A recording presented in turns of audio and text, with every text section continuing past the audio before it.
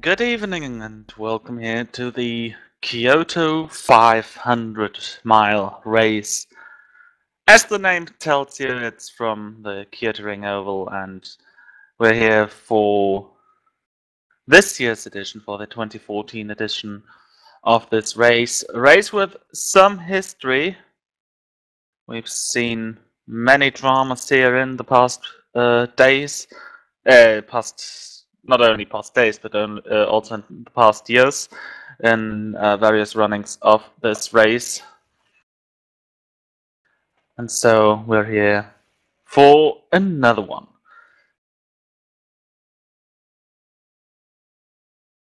So looking at the starting lineup, we've got Patrick Hall on the pole position, in front of Dan Sanger and Martin Kapal. That's the row one, as you might know it from Indianapolis, the rows are of 3 cars. Behind that in row 2, we've got Mickey Marioluto, Roman Quivkel, and Jack Sedgwick in positions 4, 5, and 6. In 7, we've got Yal Tyen, Miao Velikov, and Robin Friskops completing row 3.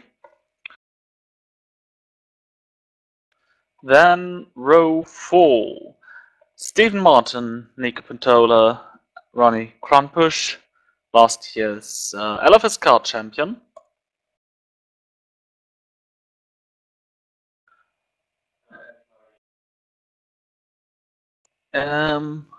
Afterwards, we see Isaac Price,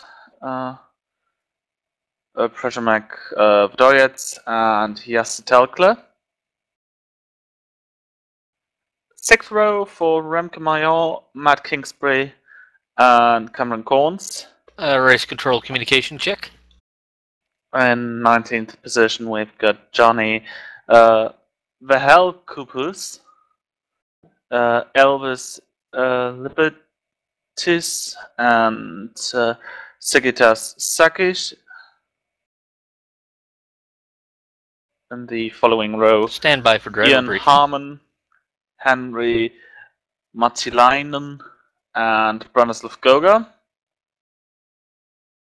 Attention on the net. Attention on the 9, net.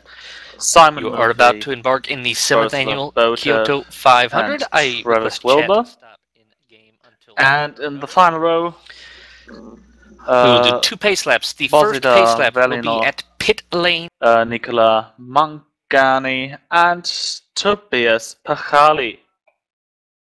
These are our 30 starters who qualified last weekend in a 4-lap session. So 4 laps decided over your starting position rather than just 1 hot lap.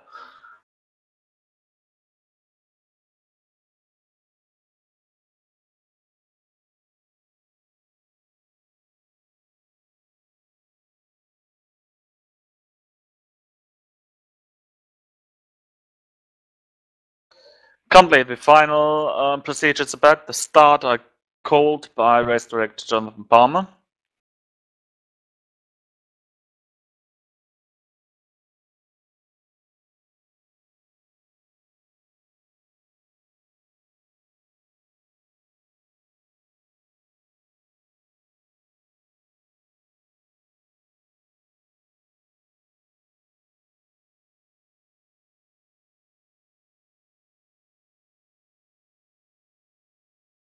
The race director just tells everyone that there are various possible finishing times for this event. One might be over 6 hours. We hope not to see it. I think we can all agree that such a long race wouldn't be that much fun. But he's having some right to tell so, because we've seen some problems in the past years with many cautions over the course of the race. it's going to be a game of staying on the lead lap as far as you have to, and afterwards there's going to be a phase when about everyone is going to start fighting over the top spots. We've seen a brilliant Indianapolis 500 this year, so we, well, at least I hope that many of the racers take an example on that one and drive as clean as possible.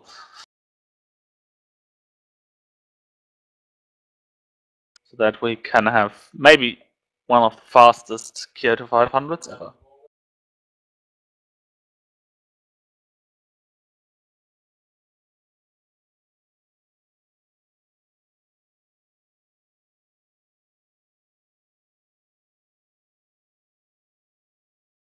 If you're if you're having problems with the stream, okay, it might not help you to tell you here, but there are some legal programs for those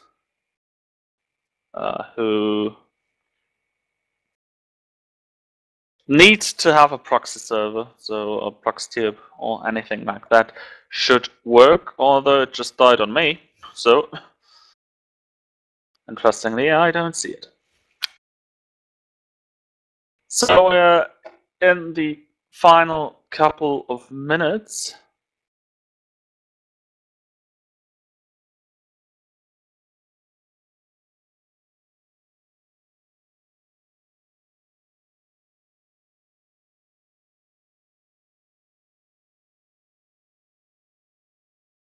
So talking about this track, we've got a very, very unique oval here.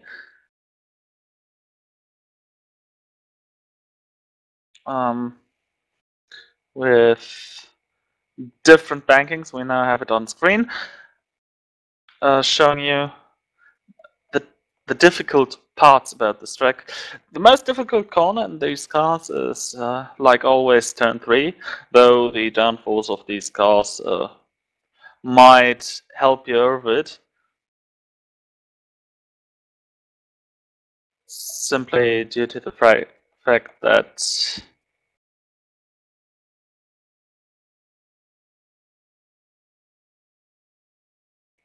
that we have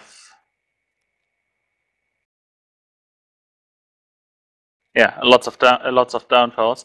The key part of the race will be slingshot drafting, so driving into one slipstream, driving out of it while overtaking him, and then the other partner in that system rejoining in your own slipstream. This should be done on the straights. We've got the kinked front straight with the restart zone and the start-finish line down on the bottom of this this map.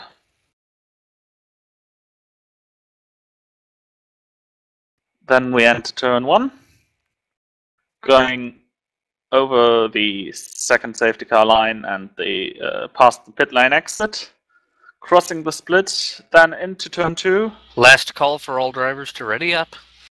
Then we've got the third straight with the restart zone on the one hand and the green flag pit lane entry, which is before turn 3. Turn 3 has a massive bump in the middle. This is going to be where it's going to get interesting, especially if the timing of the draft is not as perfect.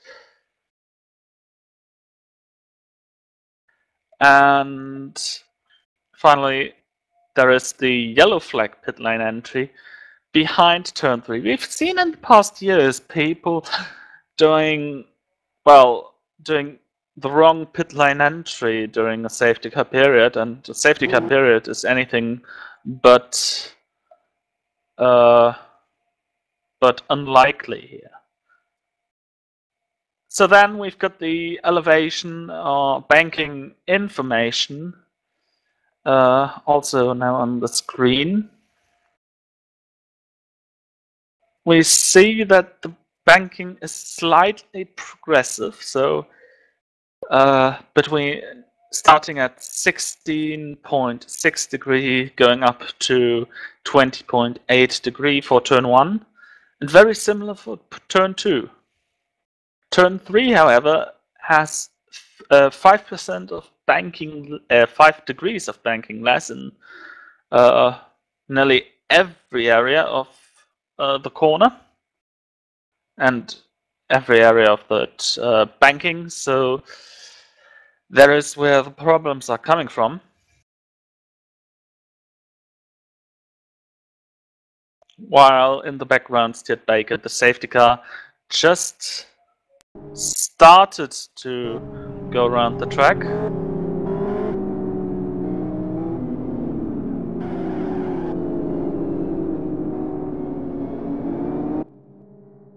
We're just moments away from the start of this race. Quick, thing that might be good for your side here. There's going to be, not only there's going to be, there is a spotter's guide made by Bino.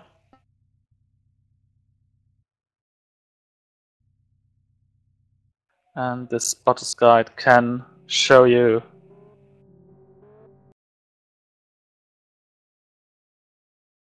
the car liveries of each car, so that you can keep out looking for your personal heroes and the guys you're interested in simply by looking at the car livery.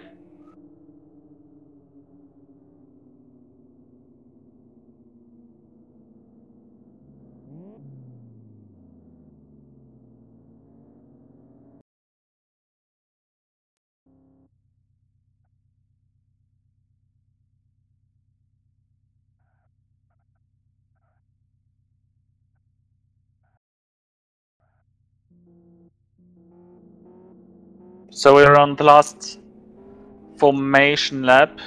Racing should start every minute now.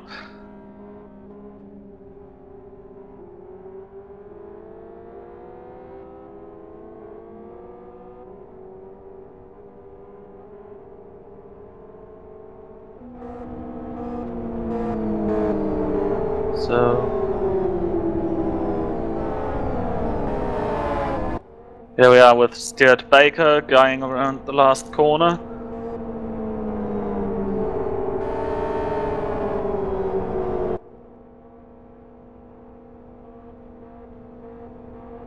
He's now moving in, diving down.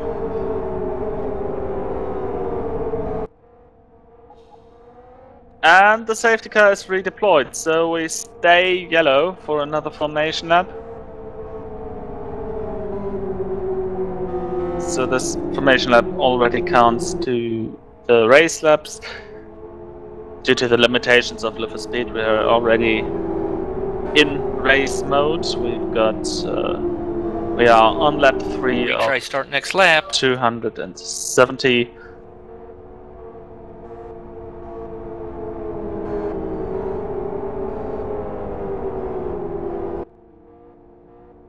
So effectively, the Kyoto 500 is now shortened by just 1 lap.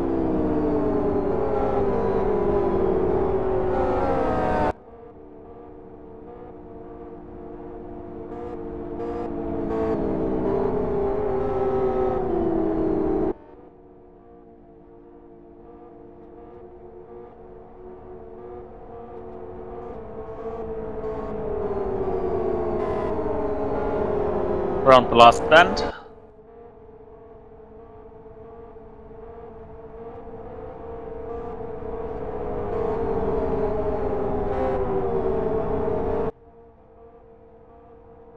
Track is set for restart, and we're green for the 2014 edition of the Kyoto 500 race.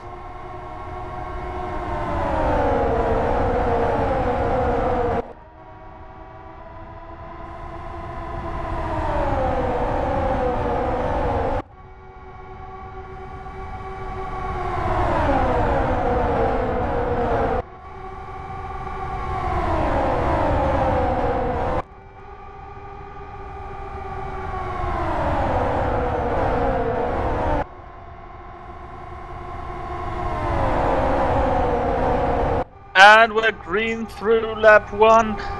3 wide at the front. We've seen 4 wide even.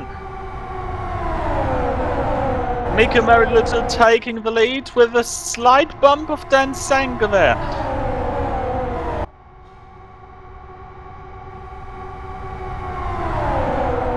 But it's really hard to tell who's got the advantage at the front. We've got an 8-car pack down at the front, and I've seen a car spinning. That's been Matt Kingsbury. And the safety car is deployed. I don't see anything else happening. So it might be this spin of Matt Kingsbury causing this safety car and the early intervention. Stuart Baker back on track, already caught the leader. And the order behind him is as they are running.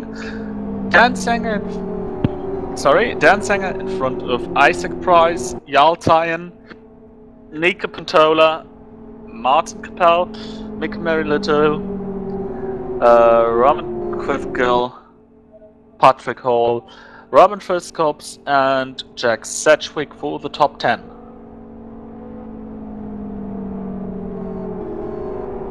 So no harm, no foul. As we're around final corner, might be a very quick yellow.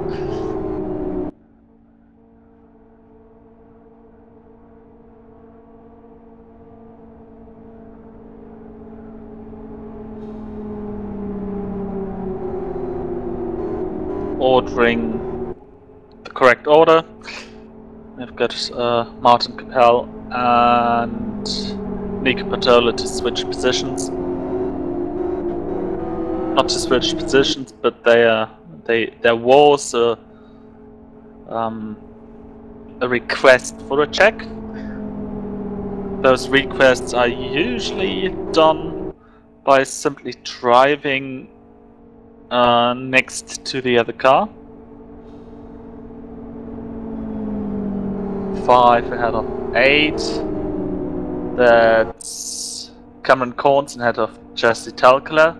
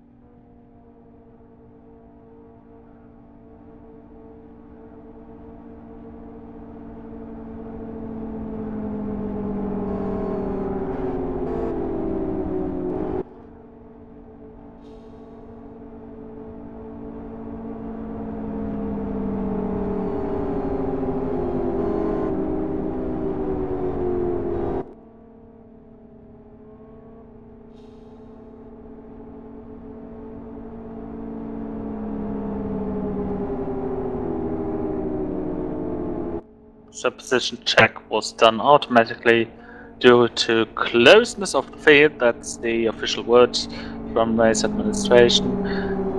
Car 21, that's Matt Kingsbury, has to restart at the end of the line for pitting under a closed pit.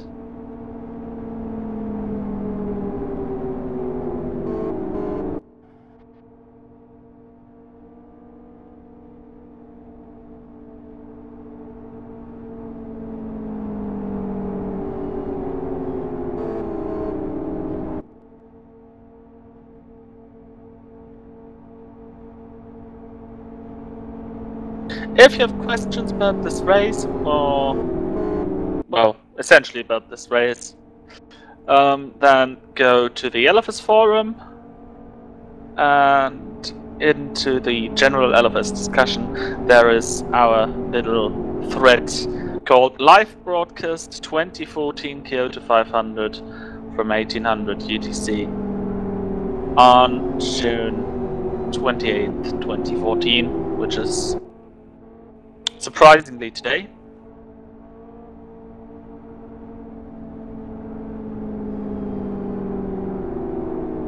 For the pit stops, Ronnie Kronbusch exiting pit lane first. Also Stephen Martin and Yanni the Helkepush were in the pit lane for some repairs.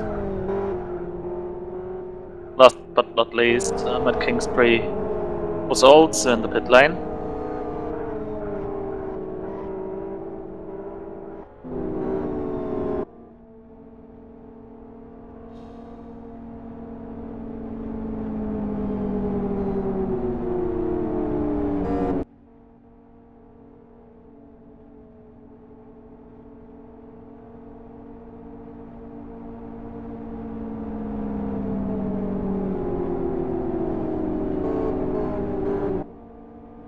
You can also post me questions on Twitter. That's at tfalke55 for my personal Twitter account.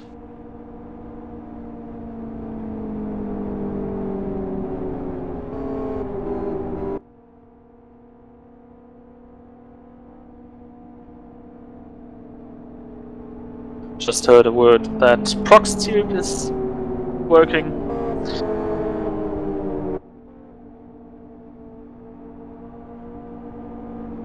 Just not for me, it seems.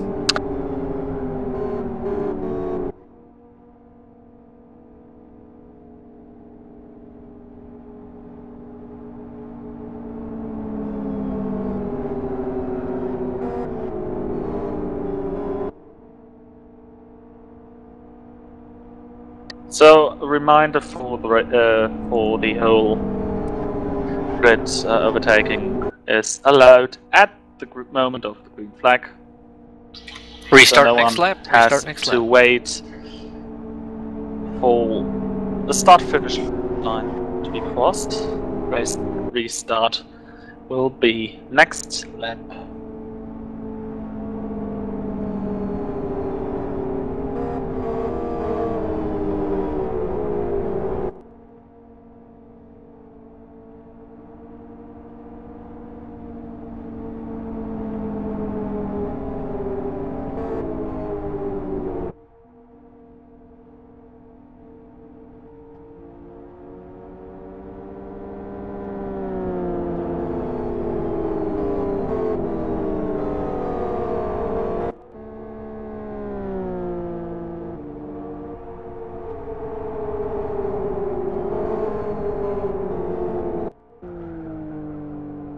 So the field is lined up and Robin Friscops joined the spectators. Green. Ending his race. Green flag is out. And Dang Sanger in the lead in front of Isaac Price and Yaltayan. The field is fairly stretched out.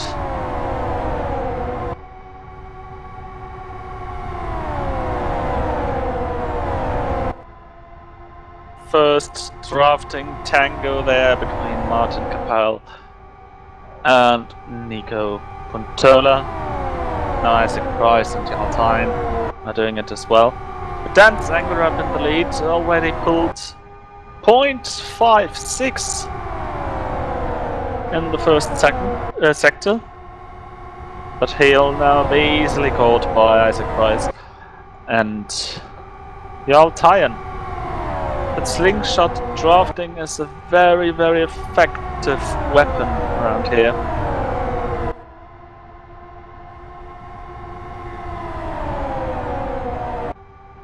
And there we go, 3 wide into 2. Exiting 2 and Deng Sanger. I think he lost it. Well, but only for the moment. Now it's going to be interesting how to sort out. Somewhere on YouTube there is a video by the famous Fragmaster team who really, well, they brought the three-way draft to a perfect setup, and they tried to, well, teach people with that video how to do it.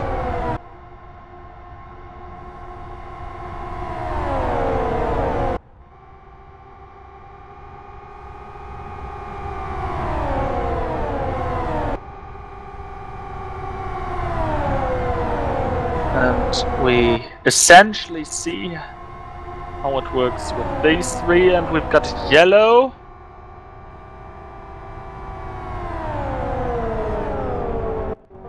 Might be for Velikov,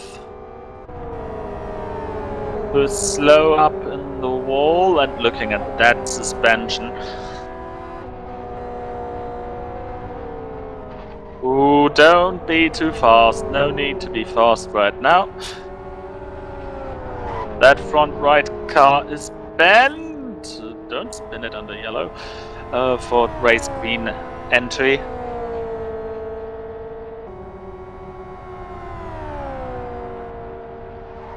Ooh!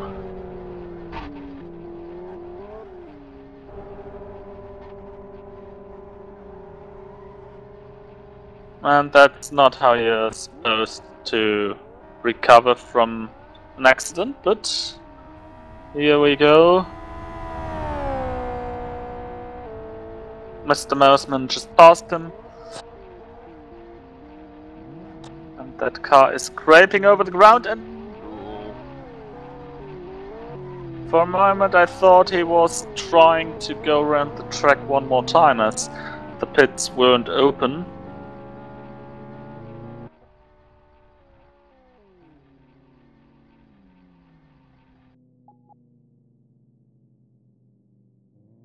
And finally, he is in his pit box.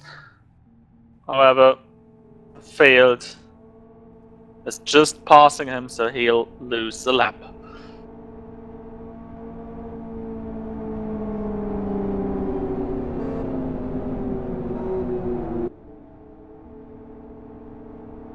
So 15 laps are complete, and we see a couple of pit stops. They're moving in right around Velikov. Travis Wilbur, Barney Kronpush, then Libietis, who we are looking at right now, and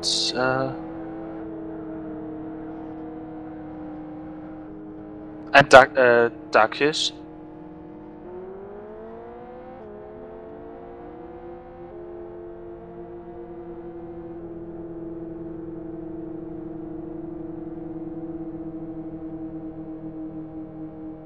It's not really appearing on my end.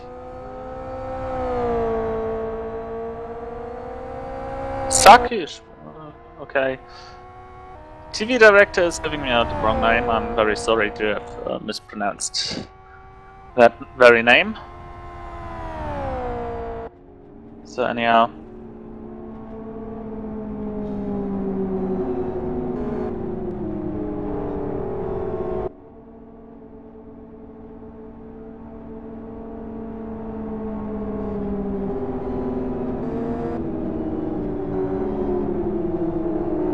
So that's essentially the second safety car intervention, not counting the first lap of the race, which was effectively a cancelled race start. We're still in a very early stage of this race.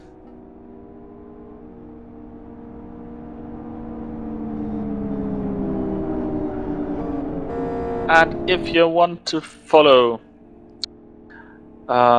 everything about this race, at least every number about this race, then check out tracker.neardimensionracing.com.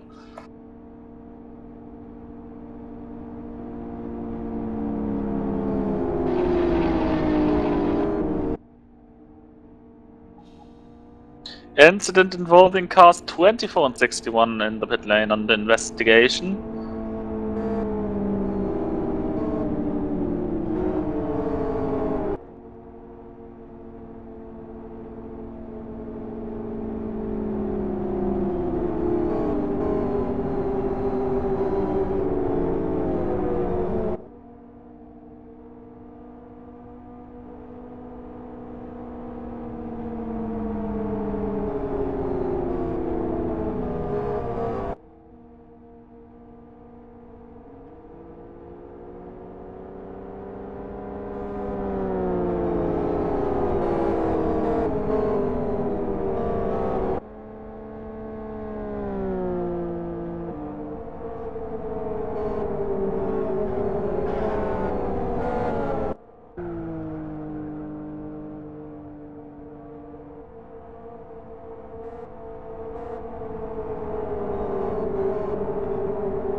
So restart next lap. Just passing the start-finish area.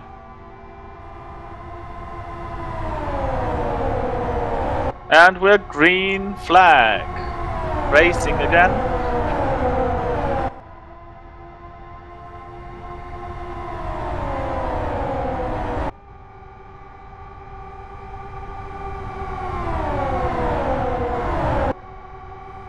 Isaac Price and Yeltime broke away from Nico Pantola, Dan Sanger and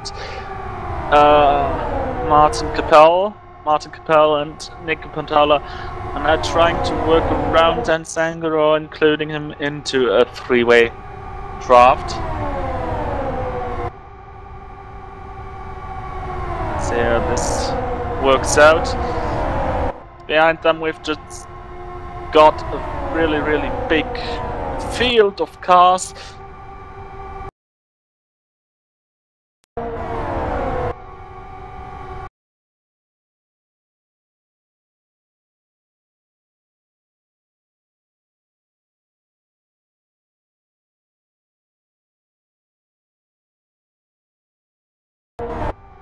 Let's hope this race won't be like the Chile-Brazil match in the World Cup, which now goes into the penalty shootout.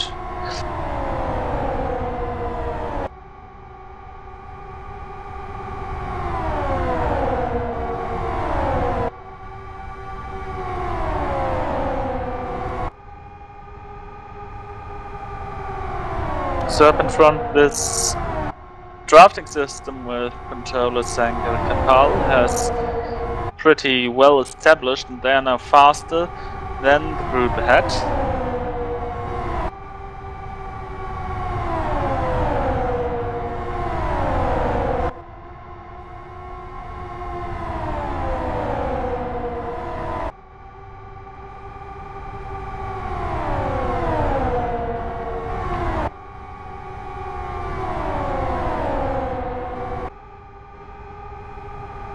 And they've already pulled a big gap to the next cars, led by Jack Sedgwick. And safety car deployed.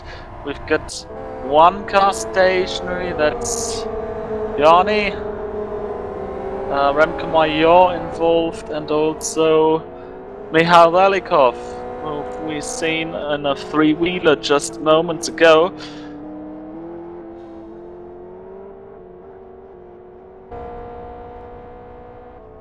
And the driver of car 24, that's De Pietis, is brought to race control for a moment. And Velikov continues to race around the track with his really broken car. Which will effectively cost him another lap instead of simply going... Oh, and he spun again under safety car with a broken car.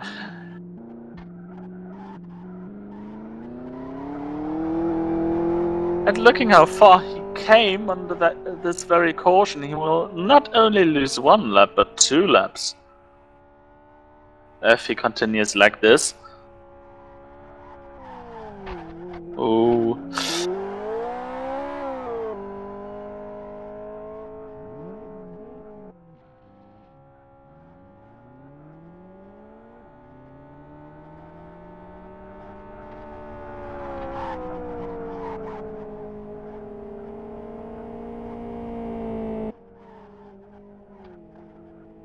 for a pit stop under closed pits is just an end-of-the-line penalty, and this is really not relevant at this point of the race.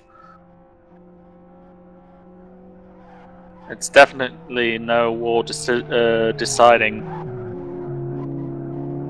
Oh dear. It's not a war deciding moment at all. Conor McMullen now guarding him from spinning on the racetrack again. Oh dear. He's one of the safety car drivers, and now Velikov stays and waits for the pits to open. He's now moving in. Maybe he stands now the thought of, well, I lose more when I'm not going to pits than.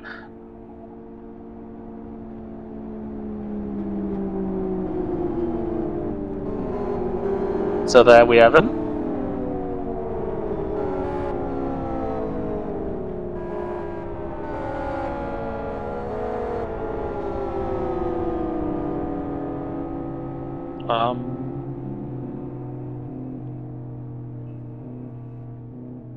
There seems to be some sort of problem around this safety car intervention, seeing that race director just asked why people are making contact under the caution.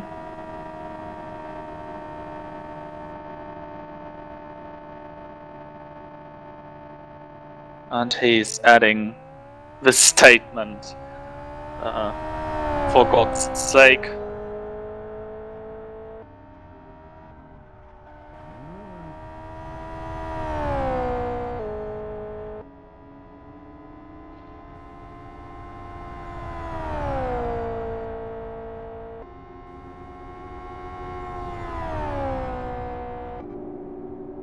This reminds me somehow of the Pope Francis' latest statement, saying God is not Catholic.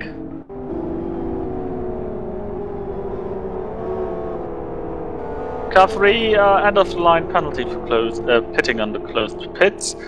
He also lost a lap. And we've got a set of pit stops. Murphy in the pits.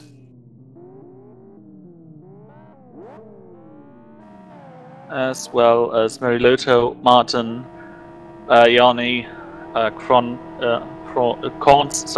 Harmon, Major, and Kronbusch.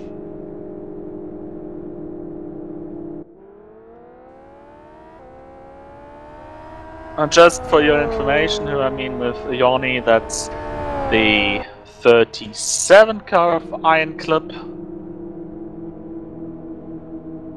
His last name is Verkupush, and for the simplicity, I think I'm allowed to call him Yanni throughout the rest of the race, as we've got some connection issues with some of the helpers of this race.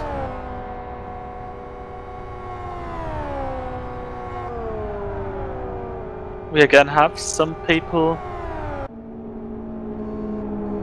watching the cars go around the track properly. Most famously, safety car driver Stuart Baker, but also Jonathan Provost, Jonathan Palmer, the race director, and someone else who we've seen in action, Conor McMullen, who is driving one of the rescue cars. Jack Atkinson also, I think he was driving a safety car, not safety car, a rescue car.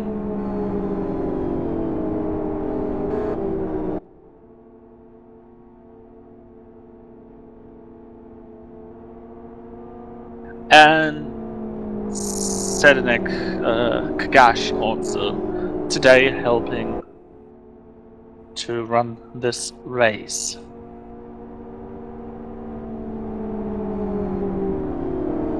And of course, before I forget it, a very, very big thank you to our dear Troy, Kevin Leu, who is streaming this race from his system to the NDR channel on YouTube.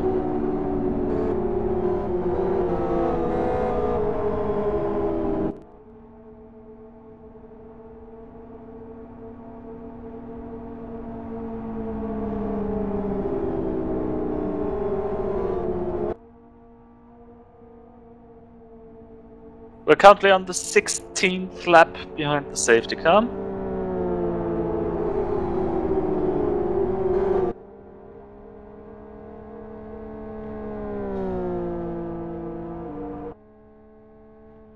Behave, drivers.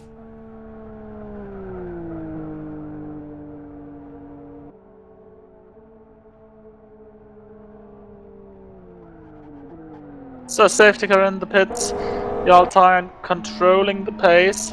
Green, green, green. Green flags out. He's already starting to draft with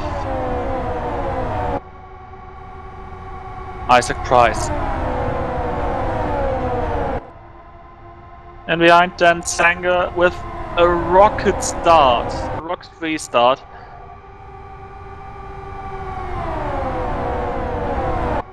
Might be able to catch the very end of the draft. Not sure, no he isn't. For a moment, for about turn 2, he was faster than the drafting couple ahead.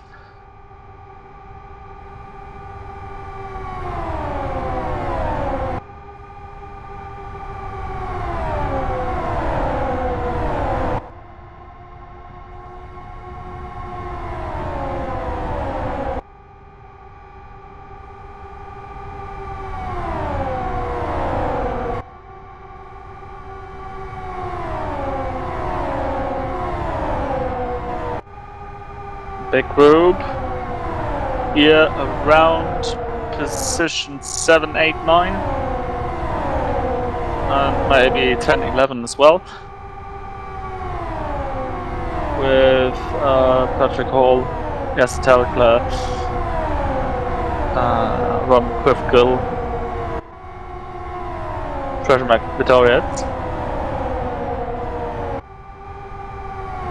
They just lost the the fifth car even. So they are just going to sort out themselves.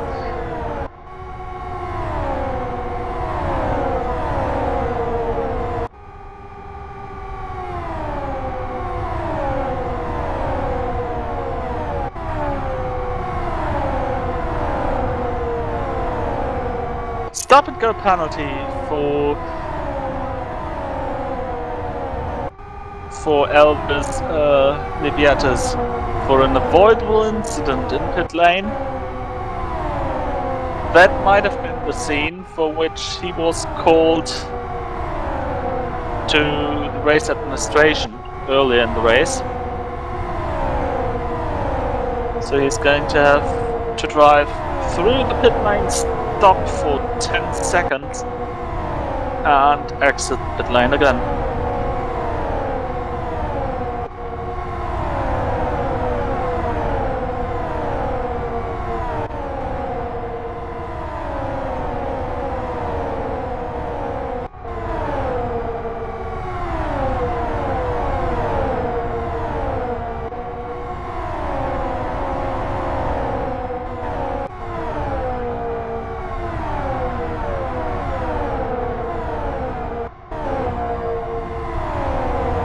Oh! Big contact for him.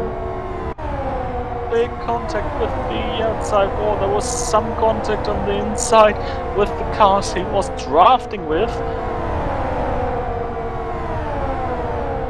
But he's got to serve his penalty this time by or next time by, I think. Now getting overtaken by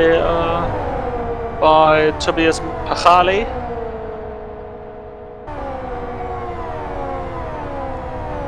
There he dives down to pit lane.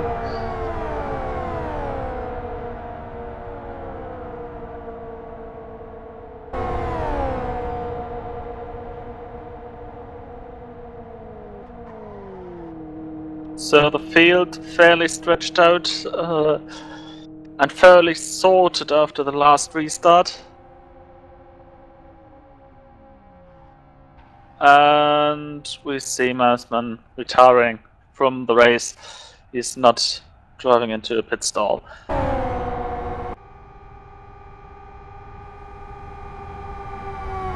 Back to the leader, Isaac Price, currently ahead of Yaltine. That changes every 2 corners, and we've got a car in wall. That's Kingsbury. He's wrong way, spinning back around, spinning it nearly again. Now trying to accelerate safely away. His car's not really well that fresh. He's got some damage to his back. Might explain. Oh, he's spinning. That's going to be a big caution. Oh no, he's joining the spectators. That's his race. And no safety car intervention needed. Fastest lap around Kamayo, his teammate, with a 36.57, while these two are leading.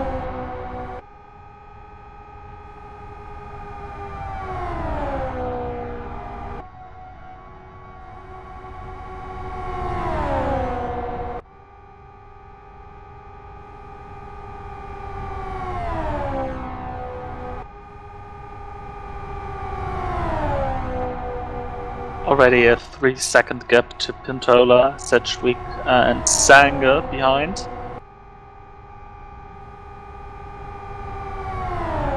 And behind is that far back.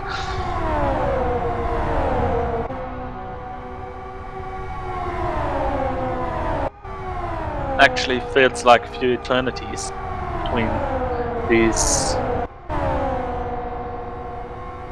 drivers. Well, this group with Martin Kapal, Dan Sanger, Sedgwick.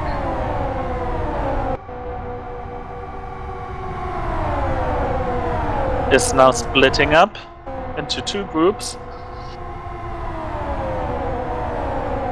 So Dan Sanger now collaborating with Martin Kapal.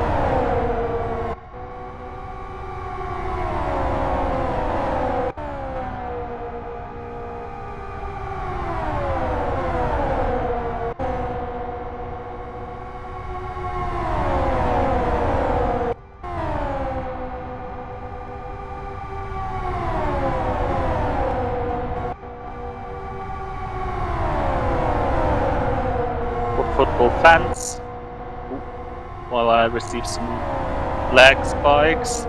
Brazil just advanced to the next round after penalty shootout against Chile.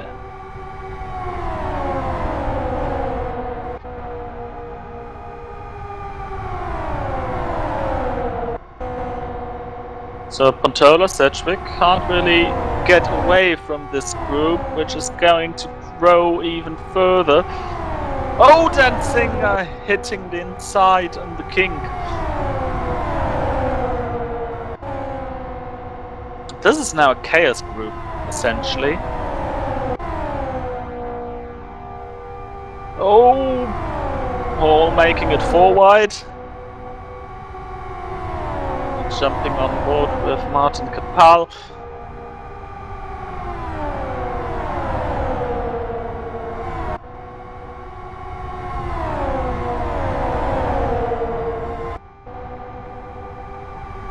This whole group already 4 seconds down on the leaders.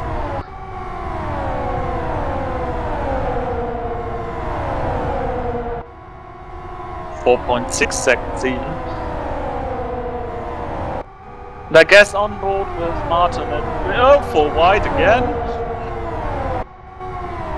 But Dan Sanger sees what's happening around him.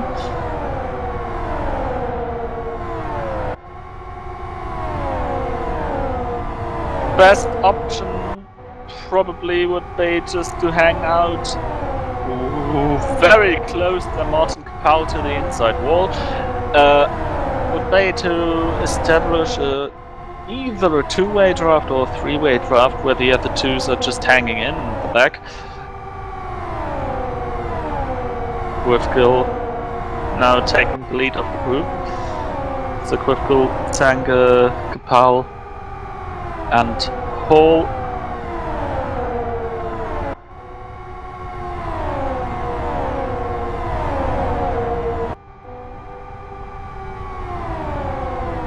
Just moving a bit through the field as the cars are running right now.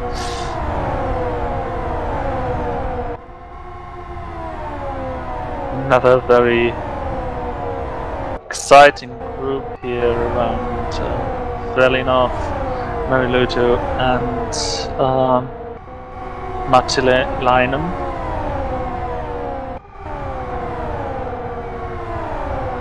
Another Iron Club entry, the latter. Mariluto on the other hand with Gold chatting. And receiving a drive-through penalty for that.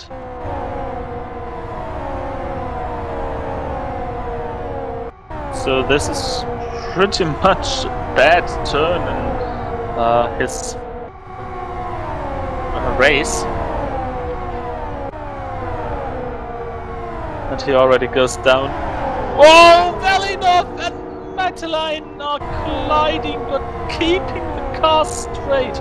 I'm not sure if you've seen it. I think it's happened right around Quifgil. So it should have been now on the picture. Not sure about it, but that was a massive contact between those two. And they've lost quite significantly. And now Travis Wilbur and Ronnie Krampus are going through the inside and now, well, accelerating away. Velinov now getting the draft. Oh, big contact, big hit, and this has to be a save. Yeah, there we go. Travis Wilbur still stationary. So is Velinov, who Velinov ending his race. Matilainen, well, he says thank you to Matilainen. Probably he's blaming him. There we've got Stuart Baker waiting for the first car. 17th safety car lap. Such maturity. Comment on that one. Quifgil left also the server. So a quick overview where we are and what was or is happening just around here at the moment. We've seen 47 46 race laps. We're on the 47th, including that boarded start. We've got Isaac Price in the lead from Jarl Tyen and Nika Patola. Nika Patola racing for Yes. He is the only winner of this event racing this year, and he's the one just going to pit lane. But he's not the only one, as Patrick Hall and Ronnie Kronpusch and the accused Matilainen are also in the pit lane.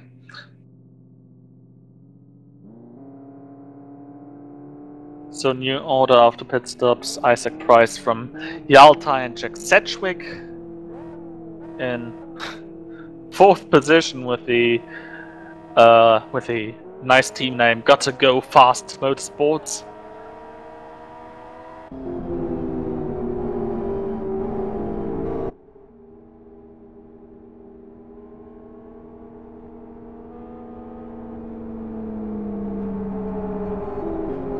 Victoria Stanzanger, Martin Capel, Mika Marilotto, Remco Maillard and Travis Wilbur the top 10 after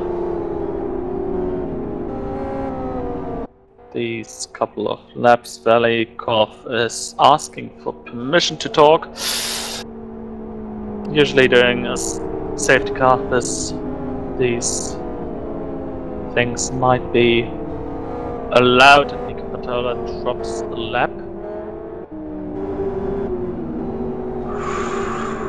No free pass here, that was his hope.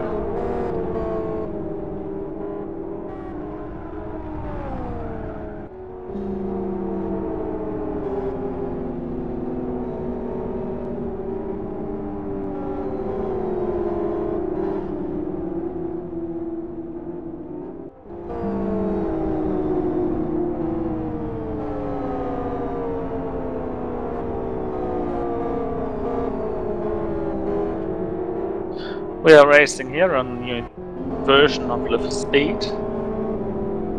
We've seen an update to DirectX 9, which for some people has some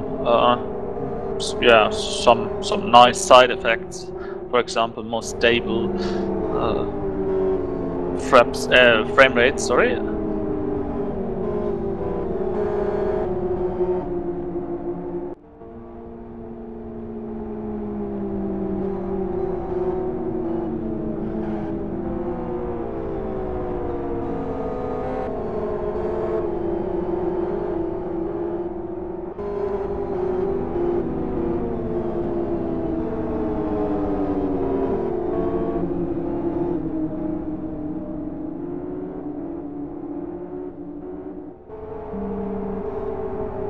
Dan Sanger in the pit lane. Contact between Velikov and Harmon.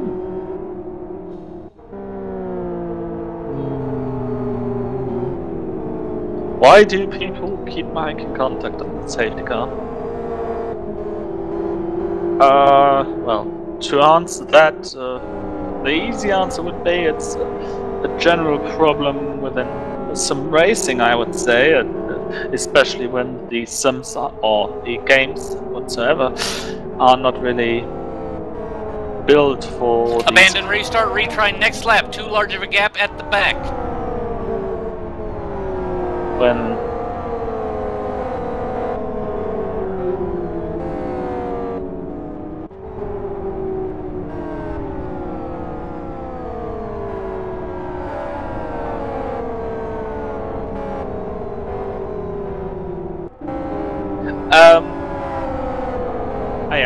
people making contact on the safety cars, especially when the sims are not really made for these safety car things, so when they don't give more information about if you're too close or too far back, then it tends to be for people, well, hitting each other, making contact with each other on the safety car. And we're now jumping back to Isaac Price, who's now going to try to take on the restart. The last one, well, the first restart was aborted as there were two big gaps, and we're waiting.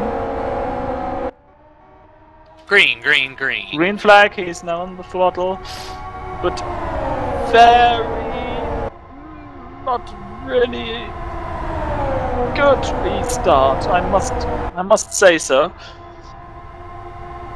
Falling back to in the third position and having a 5-car group at the front. Pretty late on the throttle there for Isaac Price. It's usually nicer if there is an early acceleration as due to the accordion effect in the fields. The field gets stretched out, but now we have to deal with a huge group into turn 1. These are 7 cars, 8 cars even. Sedgwick, Tyan, Price, Major, Mariluto, Talkler, Medallions, Kapal.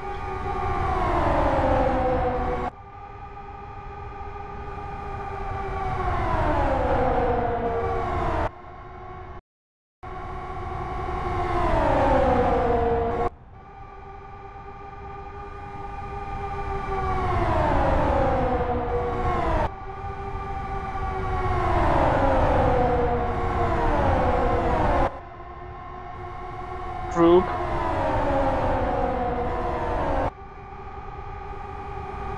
Jack Sedgwick taking the lead for this corner.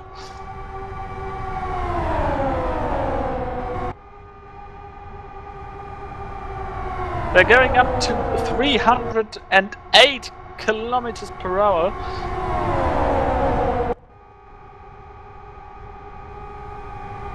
These are straight line speeds for the F08.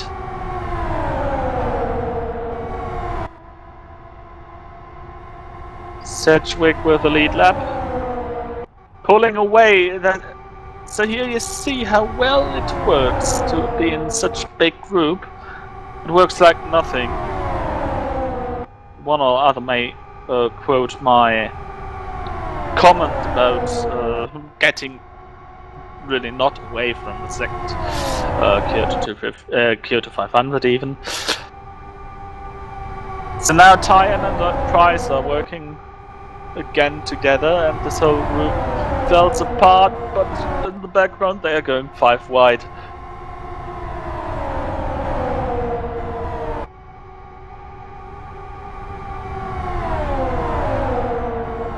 Kapal, Telkalov, Doyets, Major and Mariluto. Safety car deployed.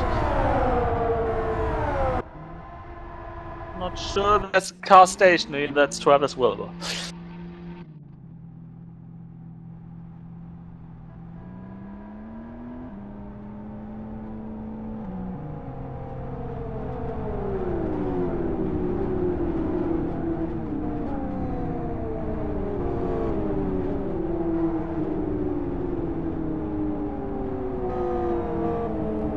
That car is really destroyed.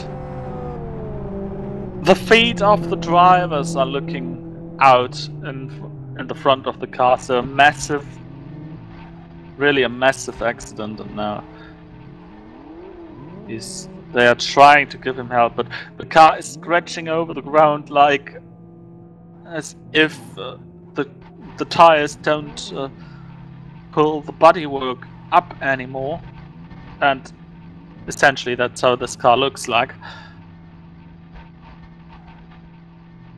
It's more a car-esque artwork than a racing car.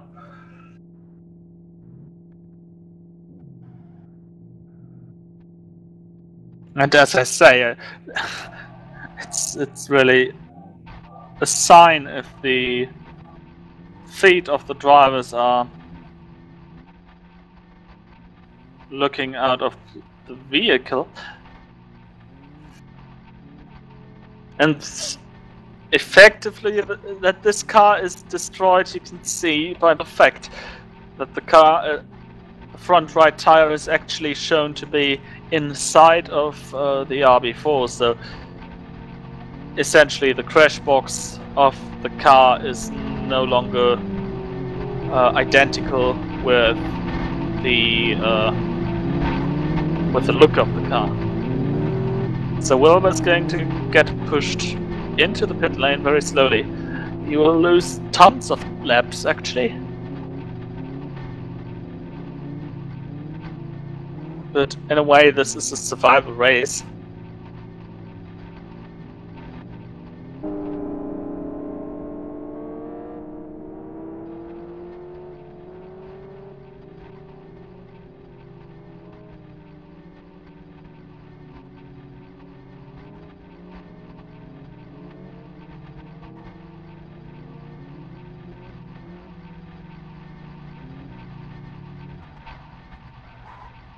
So Wilbur is back stationary on the apron.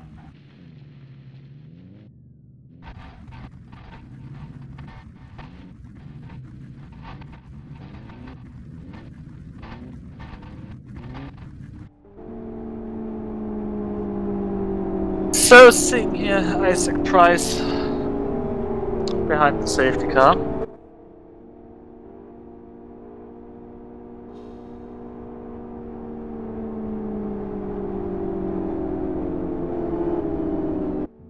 Again, if you have questions about this race, either on the LFS forums, go to the general LFS discussion on lfsforum.net, and down into the live broadcast channel,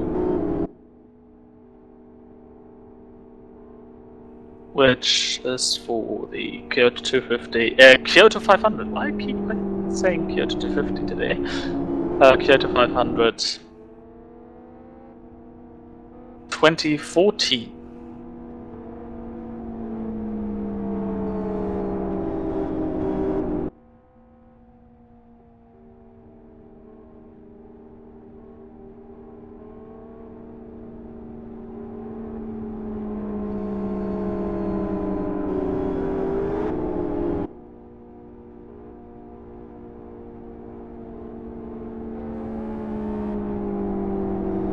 So sadly I keep getting problems taking a look at the stream, so I'm not really knowing what pictures you're actually seeing. But anyways, as long as you're seeing the pictures, it's all fine. Onboards doesn't seem to work, I have to note to myself.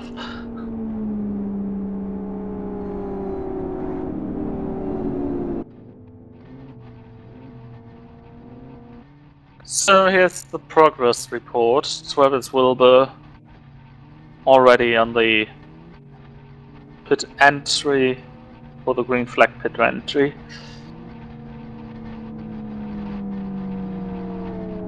We've seen a single pit stop here by LFS car champion Ronnie Kronpush, who makes it the 5th, and I pronounced it, I say it another time, the 5th pit stop of today's race for him. So he's spending some time at the boxes in the pit lane. He might have some good relationship to his team. Other than that, I can't imagine how you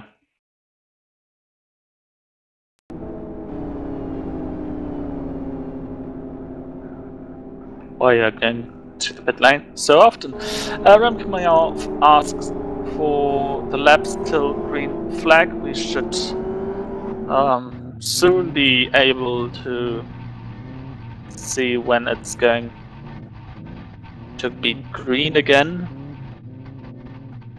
with the Wilbur car now in the pit lane and now getting nearly spun. So just a few meters.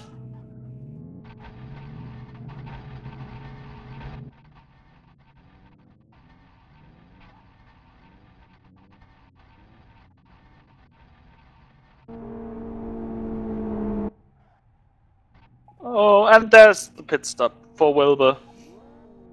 And the restart next time. Bye. On this very historic date.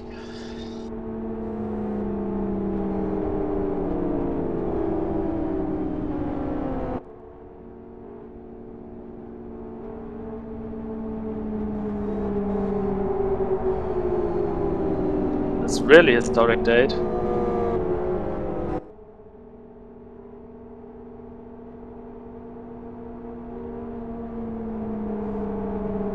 Hundred years back, we had the great seminal catastrophe of the past century with World War I, or the Great War. So in Europe it's celebrated or not really celebrated, but remembered throughout the countries, especially in Sarajevo, where the assassination of green.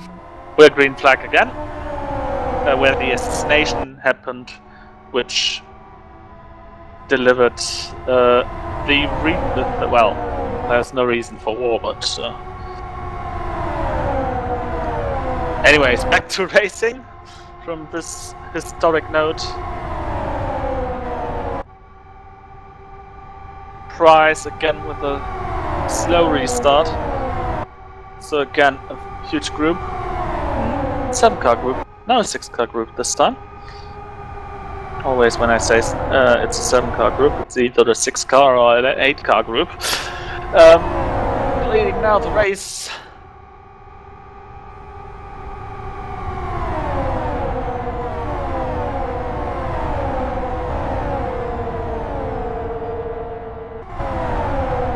Sakic and Pachali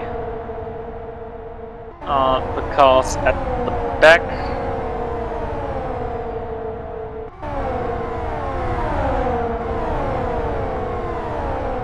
They also will be cars. They are also in a position where they can look at the field in front, and they've got some good meters between them. Themselves and the pack in front of them, so in case there is a contact, they theoretically have a chance to avoid it, not by pure luck.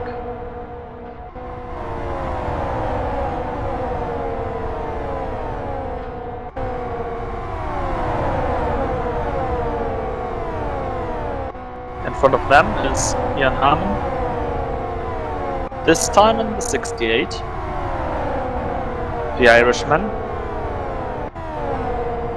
in his traditional light blue and white paint scheme,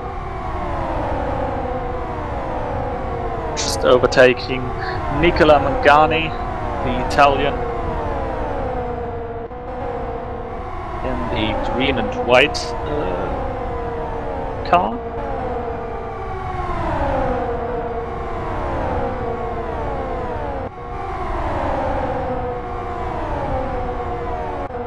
From the team Cactus Sim Racing, Mangani is.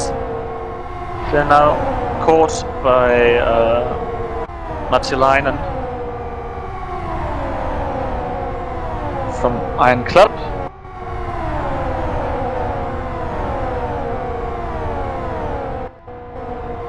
In front of them we've got the 4-car group of Stephen Martin, who's in the 67 car. Also Team Laptop Shop, also the familiar livery of this greenish light blue and white. In the black and green car we have got Velikov for race green. On the inside, in the very green car with the red stripes on it, that's Ronnie Kronkush. And the orange-red car, 37, that's Yanni.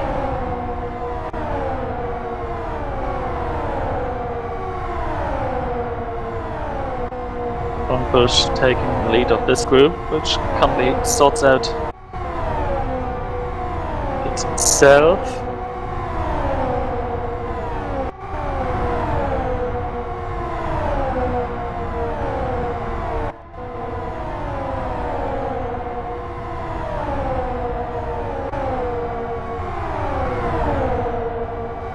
In front of them there are Paul and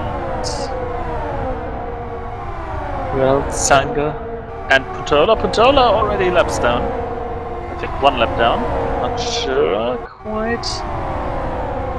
Yeah, 1 lap down for the driver from Yes.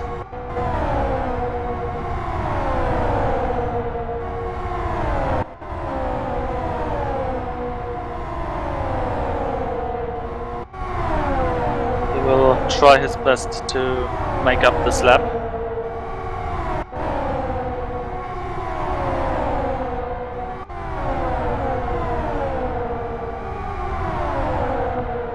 So all in this orange car, and there are two slow cars that are Cameron Korn and Sean Murphy.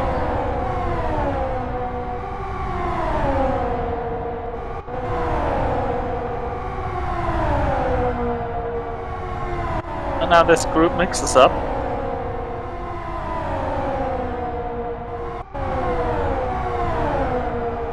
Simon Murphy, I'm very sorry.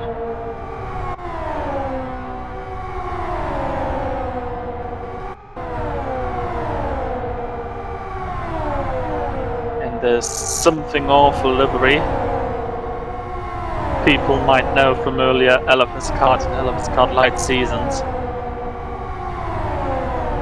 Nice to see him back in a car racing.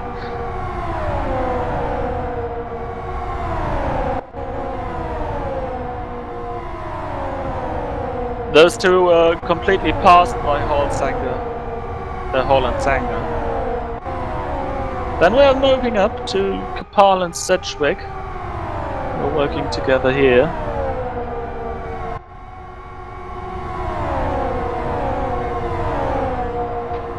These cars are pretty familiar to us, as we've seen in quite some time during this race, with Remco Major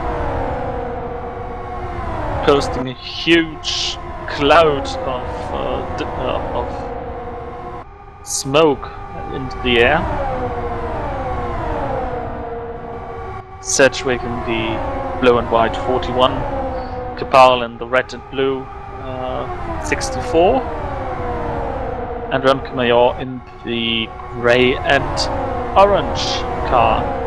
We've got a new fastest lap by Primož Roglič, 36.40.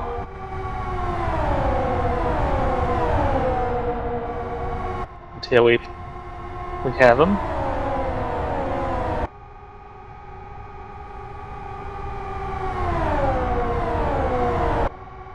Tyne and Isaac Price are now passed, and this is going to be a lead lap for Roglič. This year, this whole race doesn't belong to Elephant's Kart, and in fact, Elephant's Kart hasn't started yet. So this year it's all only for the oval racing pride, and it's good to see 29 drivers starting the race. 28 drivers, sorry. Bronislav Goga and Borislav Botev didn't appear, didn't start. Now we've got these three drivers, Isaac Price, Tyne and Primož Roglič in the lead. Well, but for how long? Because Miki-Meri Luther is now was nearly in a position to catch the draft of the top three.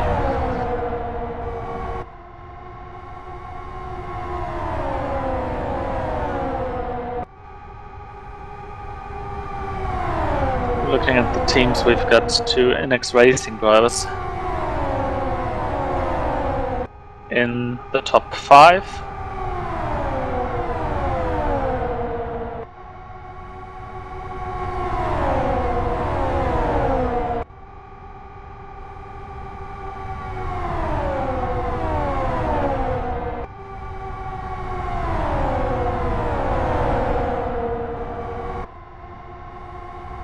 So, quarter distance speed. We averaged this race so far at the quarter race mark 10 laps ago with 121.77 miles per hour for those who are living in metric system, 197.97 kilometers per hour. So these cautions really affect the race. So the group grows with Remco Major, Sedgwick and Telkele and Meri Luther now all in the mix. for peace, for peace hopefully, and for for downwards.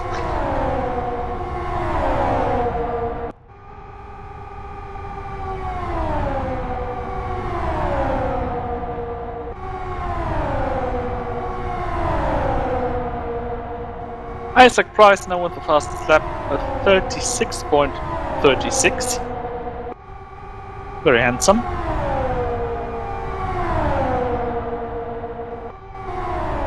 But we are looking at these 5 cars. Going 4 wide now.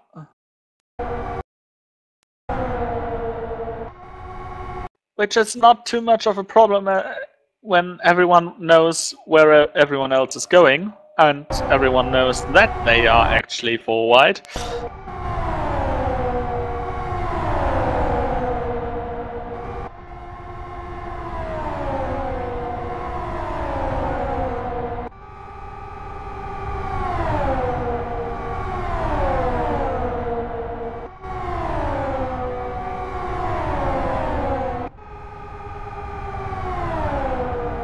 Leu to Major and Capart split away slightly.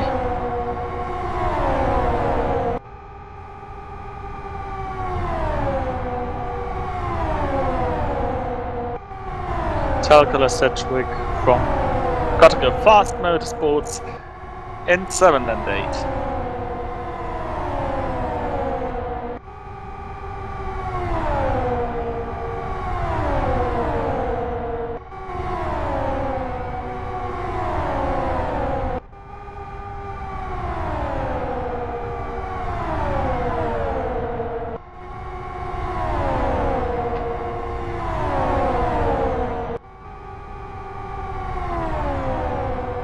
So the past weeks have been dominated by endurance racing in real life, and in LFS it was more about the big news of the new patch.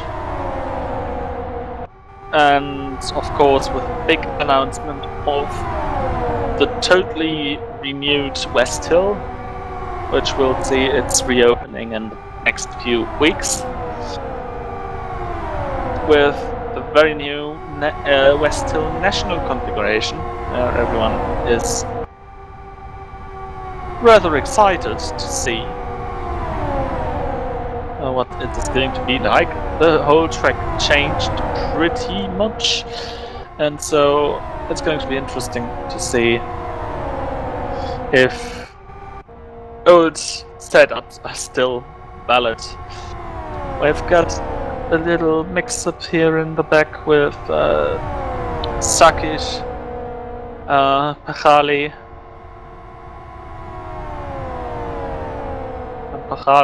and Matelainen. I think Pachali was in the wall looking at his car. Or maybe not. His rear wing is bent towards the outside, and his whole rear axle actually is a little bit bent, so this car should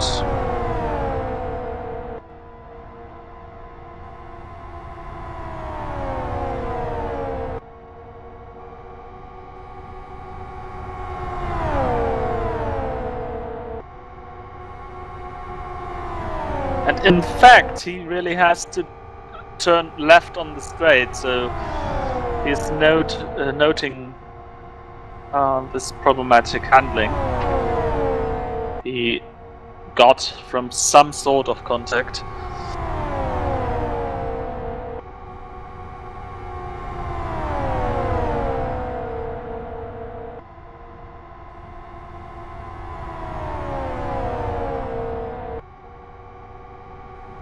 Pachali entered with no team name.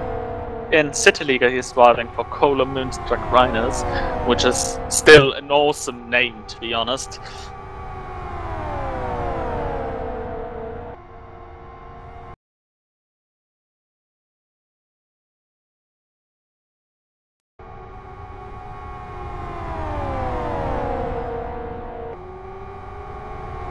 Looking through the grid, there are a few people who currently on a regular basis in City Legal. Just a few people, I might add. For example, Martin Cabell, who is very safely in grid 1 and is on a good way to finish the season in the top 10 over there.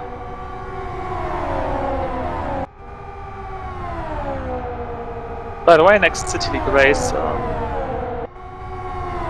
in a week, so not this Monday but the week after, with the BMW Sauber F106 in South City.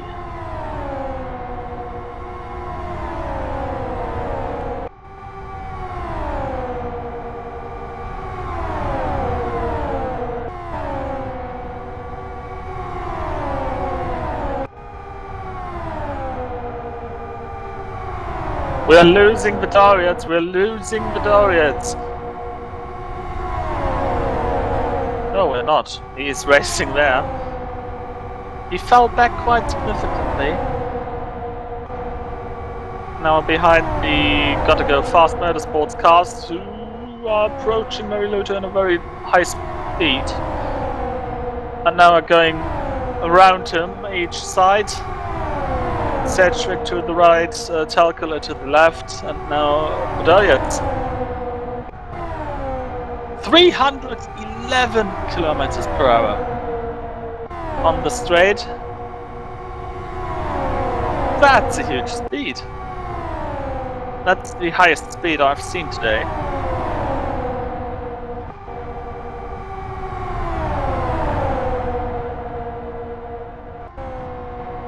There was a big lift by Budayat.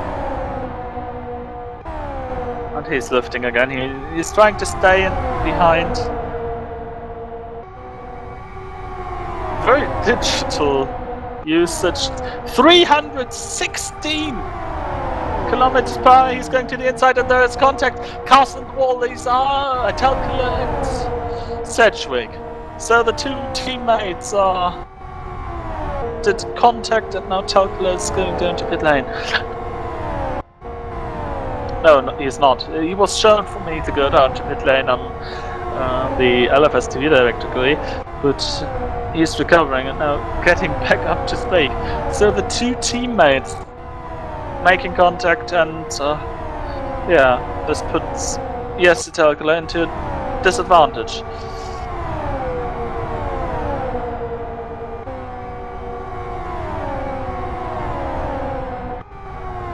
But on the other hand, we've got no safety car intervention for this, so racing keeps to go around in circles. At some speed, at least.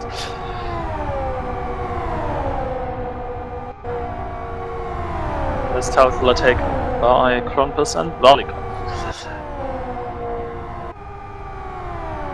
That's Travis Wilbur, and he's going to get a visit by Tyne and Price.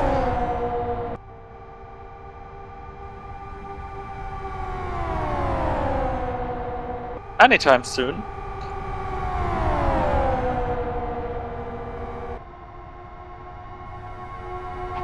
Travis Wilbur lost 6 laps due to his accident. It's a very nasty accident. If it was a real life car, his legs would have been torn away. If he's lucky.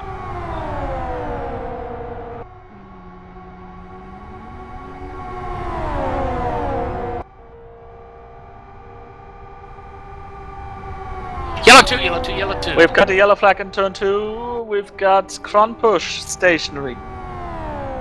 Oh, and his car is also badly torn. Don't accelerate it too fast. And there is one.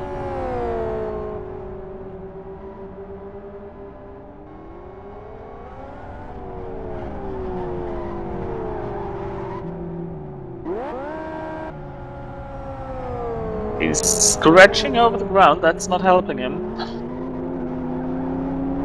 Must be a very weird handling. He tried it with...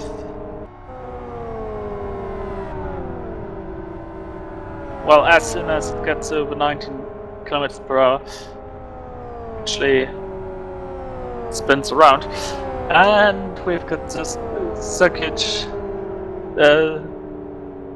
yeah, in the pit lane. There he is. He actually changed the steering. Not sure what this is all about. And he changed it again. Looks like he's recalibrating his wheel and had some problems with that. As I get a very big leg spike by someone. Oh, that's been our stream.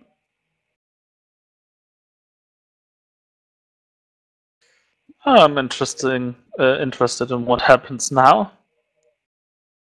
Are we still online, by the way?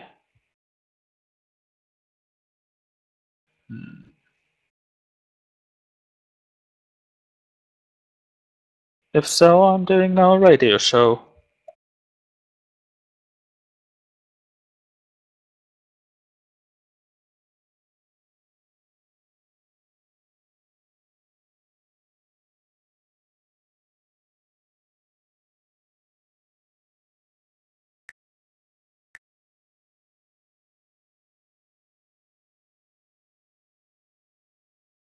And Troy rejoined the server, so we're still alive. We're still alive. We're still alive. Good. We've got cars in pit lane.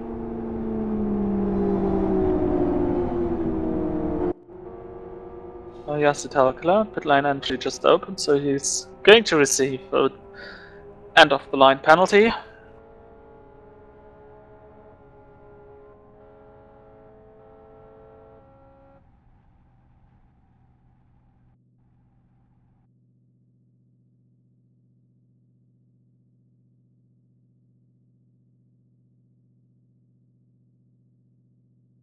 This race matched between two World Cup matches.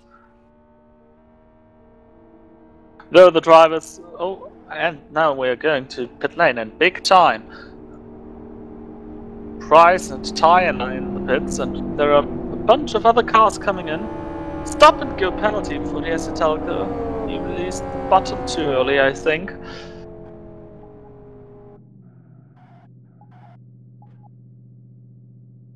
So, in the pit lane, in the pits, Mangani, Vidaliec, Mariluto, Murphy, Sedgwick, Velikov, Hall, Pachali, and Harmon. And exiting the pits first, that's Velikov.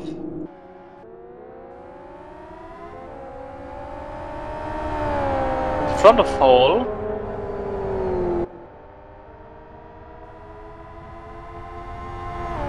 In front of Tyan, Vidaliec, Harmon, Sedgwick, Murphy, Mariluto, and Pachali. And Isaac Price has had a pretty long pit stop. Probably repaired some damage and had also some service done.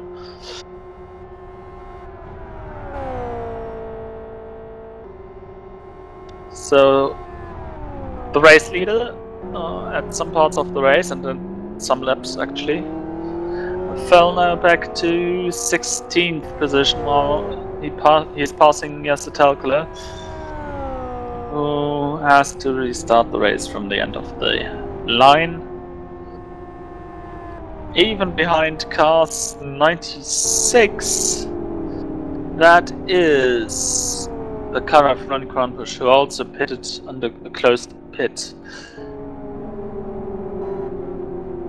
who did his 6th pit stop of the race.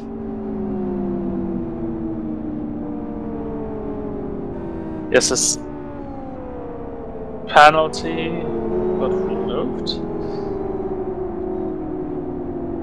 Probably Talkler's penalty got transferred into something as we're on the safety car while this penalty occurred.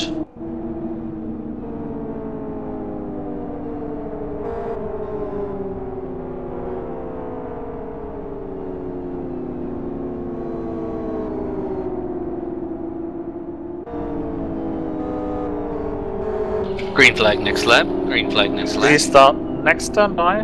We've had a nice couple of green flag laps. Would be happy if this continues like that.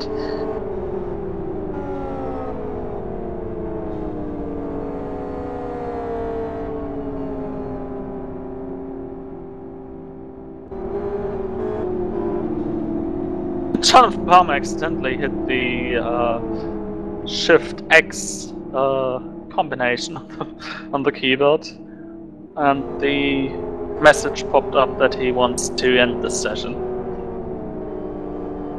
I guess one or the other driver might have a little laugh about it.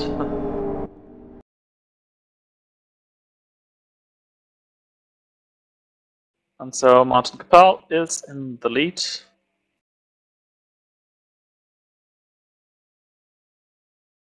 Well, obviously Stuart Baker is in the lead, but only on the track.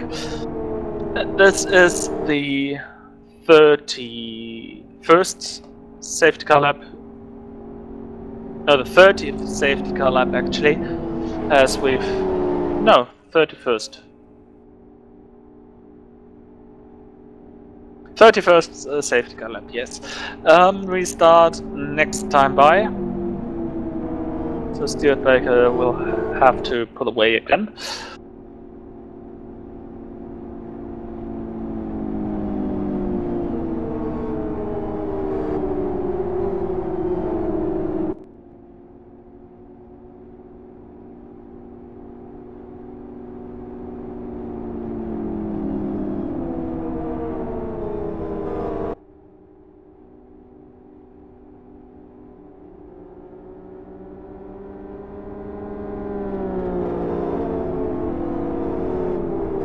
So there goes Stuart Baker. Now it's Martin Capel's task to accelerate well away.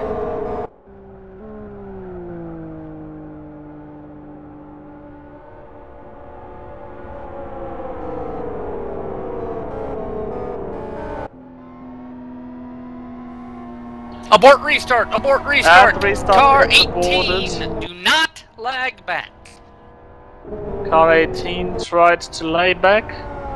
This sometimes gives you an advantage, having more drag out of the slipstream. More potatoes, so to speak.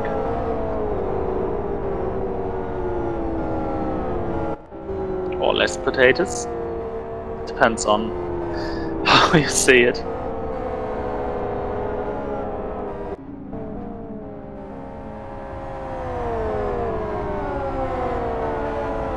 This also gives the Altair a jump start warning.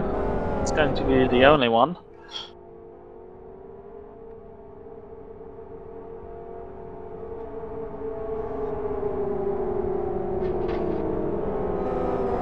Martin Capel tries to brake. Not really brake, but he keeps the field at 125 km/h. And now he's accelerating away, well timed with Remco, who goes to the inside before. And this bad restart, bad restart, bad restart, bad restart. Ordered. You were all just way too jumpy in the back. You cannot be that jumpy. I don't want you that jumpy.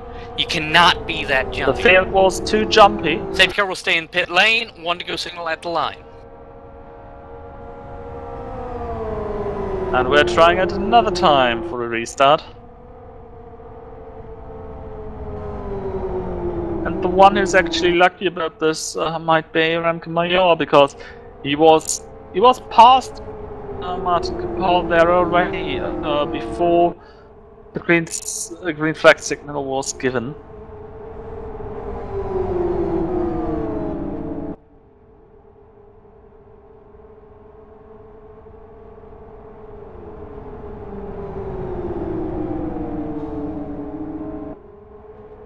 So next time by we're going to do the restart all again.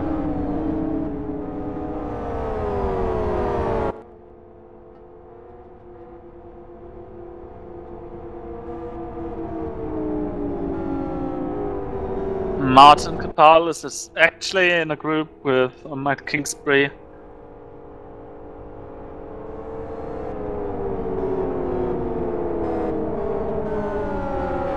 Yaroslav Denalik in that group as well. Spotting probably a bit.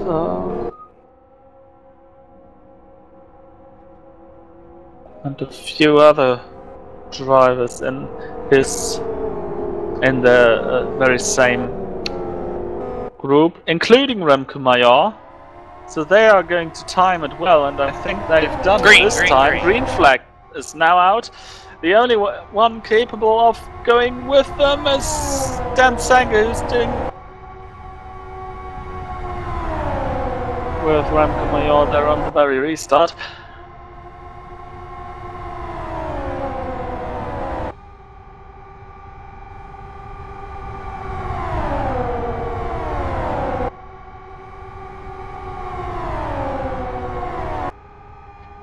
Cameron Corns in 4th position.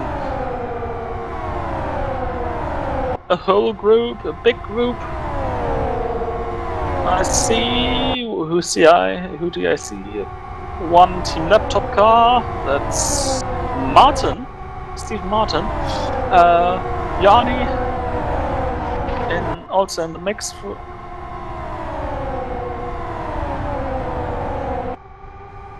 And now Korn gets overtaken by Puntola and Yanni. Korn's racing with the old kart logo on the back of his rear wing. And on the front as well, I just see.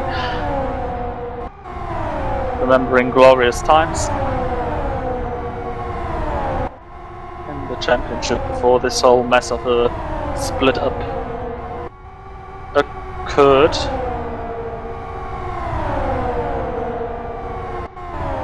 Looking further through the field, we've got a mix up with Ronnie Kronpos in the middle, who's due to...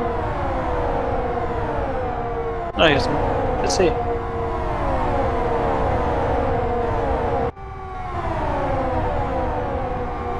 Yeah, he is lap down. 2 laps down even.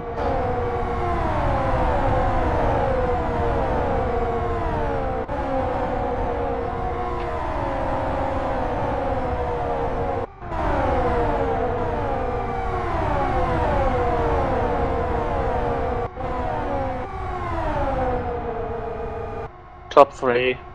Kapaut Sengenmajor.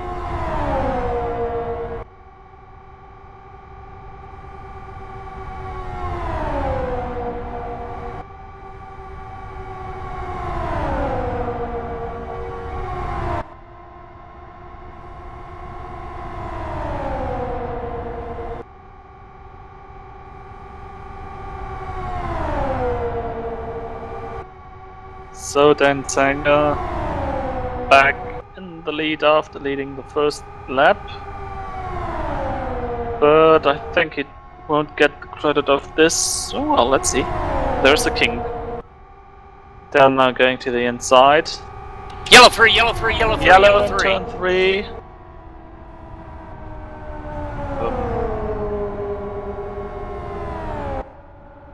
Not really sure what happened.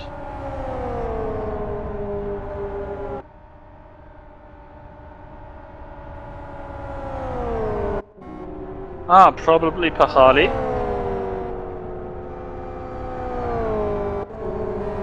Oh, Jarl Tynes car. Well, that's very interestingly looking. Number 18 right in front of Pachali. And again we see the fate of the virtual driver here. but the car seems to be stable.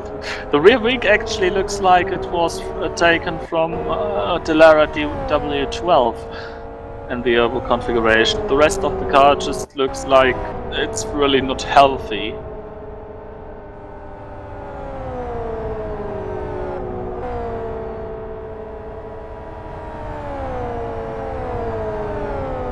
And the stop and go penalties of Martin and Tyan have been taken away for the cause of this safety car intervention.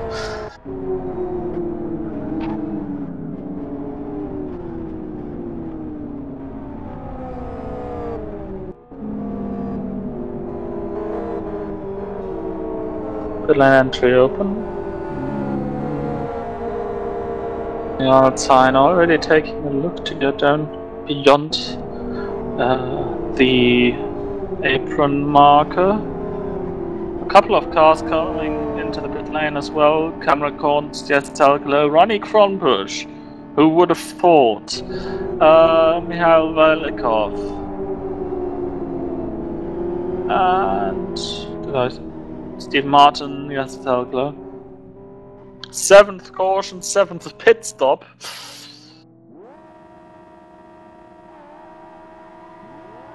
Until Tyan ends his race.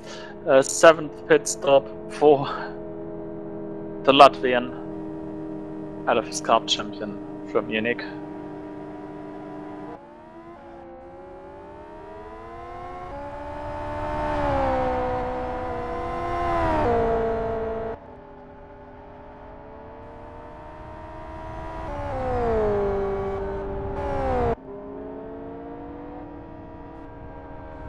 Well, if he keeps pitting on the safety car, I have a very good indicator on how many safety cars we've had.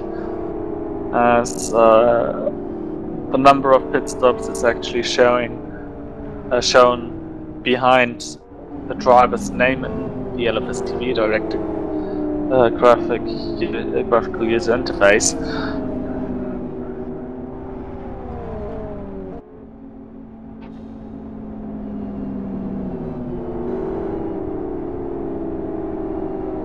We're down to 22 cars running, of 28 starting. We're not far away from the halfway point.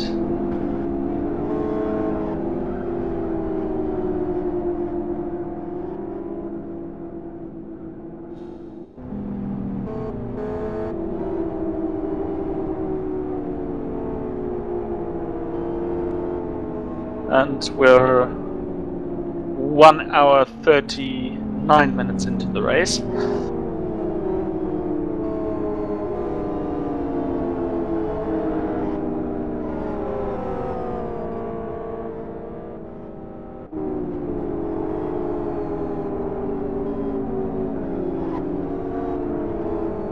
Car 67 and car 18's initial stop and goes were due to the incident state and were forgiven. Okay. Dan Sanger diving down to the pit lane.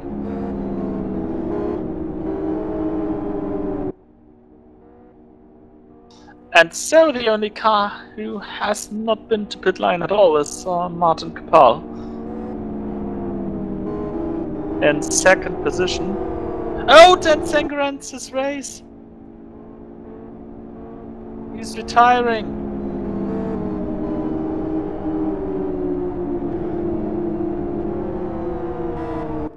Not sure why.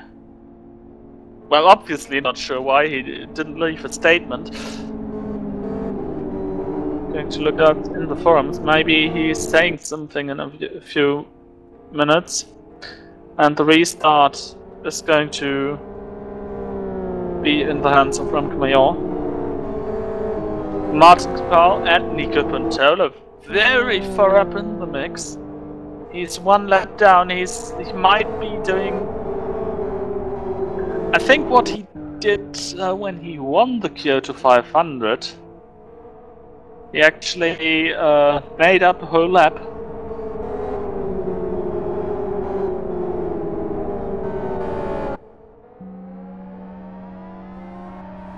Green, green, There we green. are and there we are accelerating away. Sorry for that word salad.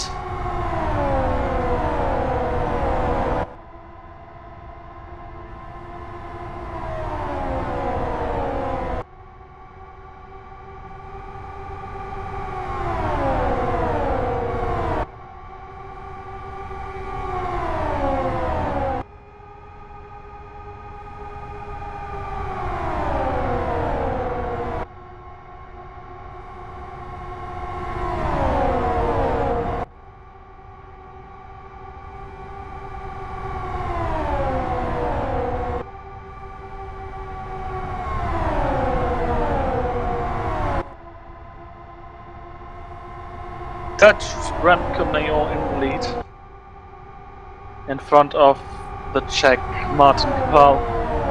In third place, the Polish Doriats and the Canadian Hall, followed by Jani from Finland in the fifth place. So very, very interesting and international field in the top. Another Finnish driver just taking the spot in front of the race leader, that's Nika Pantola.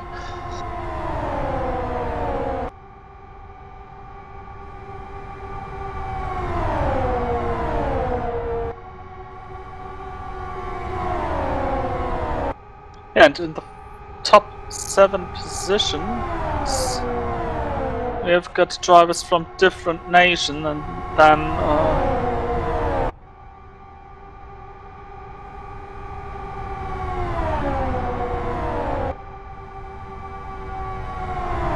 the British group currently led by Simon Murphy, in front of Isaac Price and Jack Sedgwick.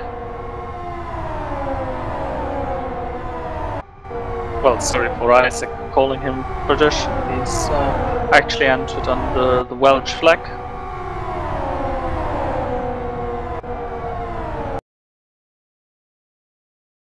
So, always depending on the definition of a country. There's a nice video. Well, I forgot who did it. Very nice video on YouTube about the whole fact what's a country, what's no country, and all the different situations around the world. The United Kingdom situation with the 4 countries within the British and the Irish part of the kingdom.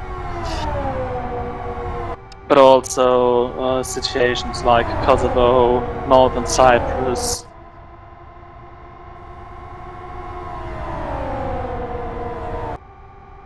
or the whole Chinese affair.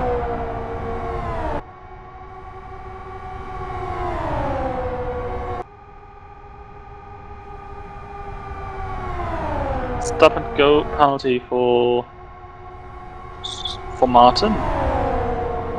Intentional speeding in the pit lane for Steve Martin.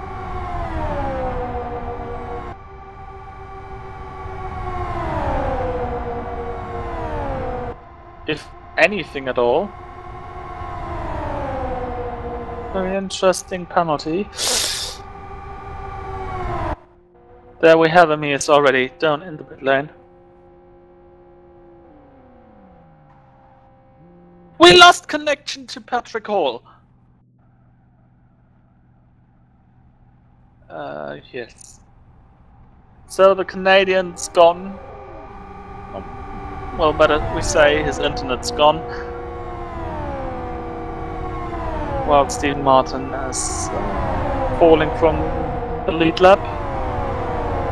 Now overtaken by Pantola and Talkala and being 1 lap down.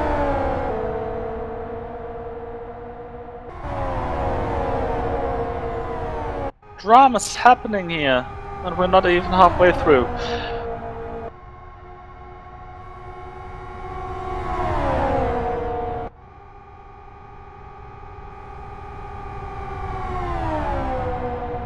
Well, we have in the background we have had the kickoff of Columbia Uruguay in the background. So Martin Capel, Nico Pantola, and Remco Mayer still the three up and ahead. Ooh. With 3 seconds of a gap to Doriath already. Who is currently all on himself. All alone. Because his drafting partner just lost connection.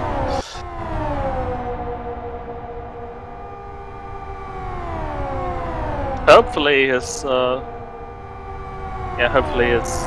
was not bitten through by CRS. I think that's not the topic. And a very different one.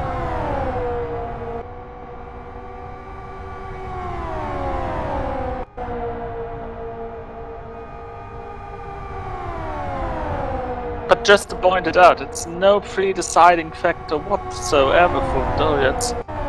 Unless, of course, we're going through the over 140 laps left without a caution. Then it would be really a pre-deciding factor. But to be realistic, that's not going to happen. We have got 7 cautions, nicely indicated by Ronnie Kronpusch with his 7 pit stops.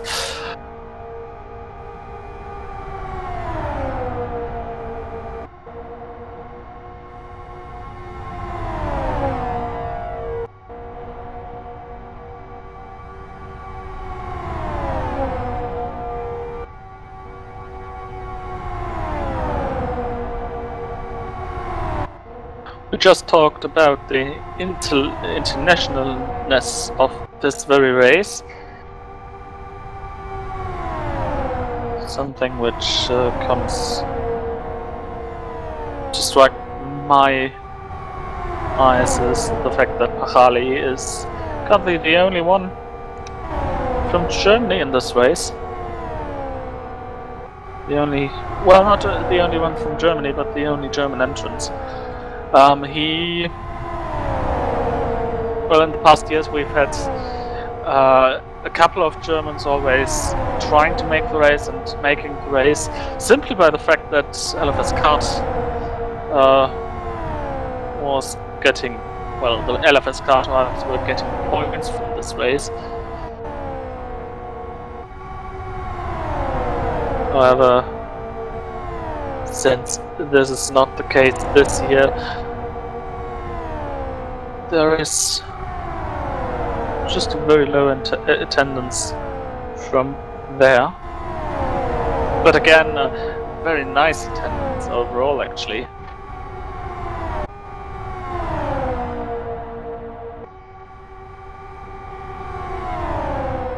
Capel Mayor and the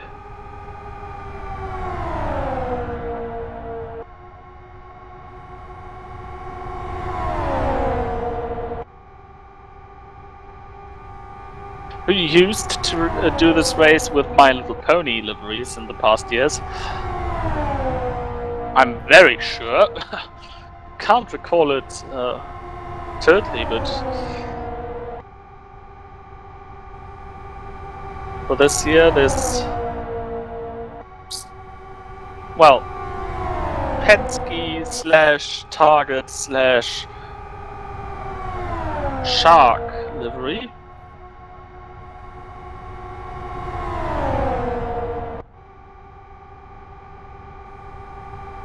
As you see, the big shark mouth underneath the top of the nose of the car.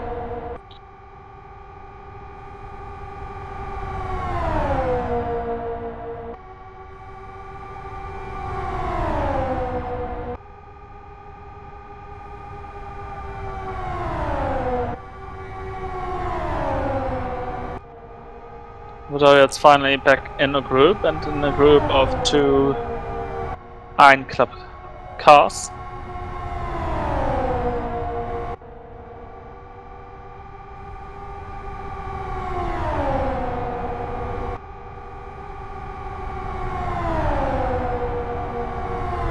going through the team list, we've got 2 cars from Main Cup here in one picture at this point of the race. We actually do have 2 cars of NX Racing, Michele Ruto and Isaac Price, who are also in one picture here.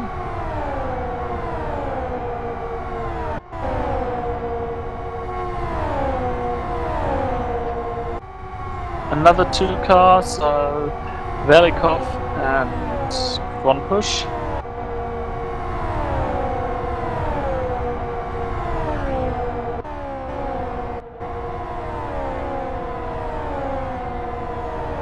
So it would be currently the best time for some team photos.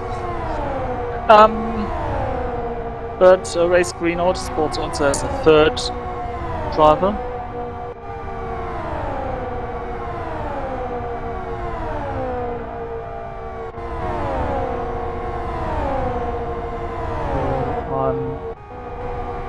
Patrick Hall, yeah, they just lost their 3rd driver. Then of course we've talked about Jack Sedgwick and Gotta Go Fast Motorsports with Jesse Talgler, who are apparently not in... Oh yeah, they are also in one picture. Oh goodness me.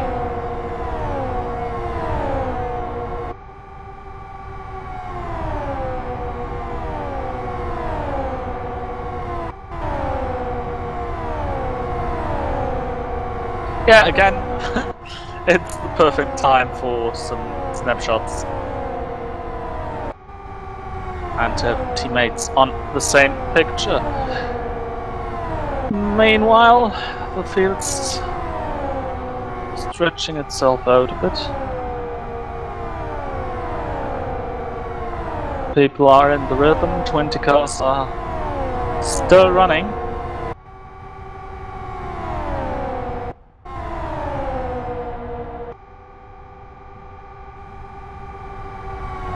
Latest retirees of Patrick Hall, Dan Sanger and Yal tie in just a couple of laps ago. Now we're seeing Martin Kapal,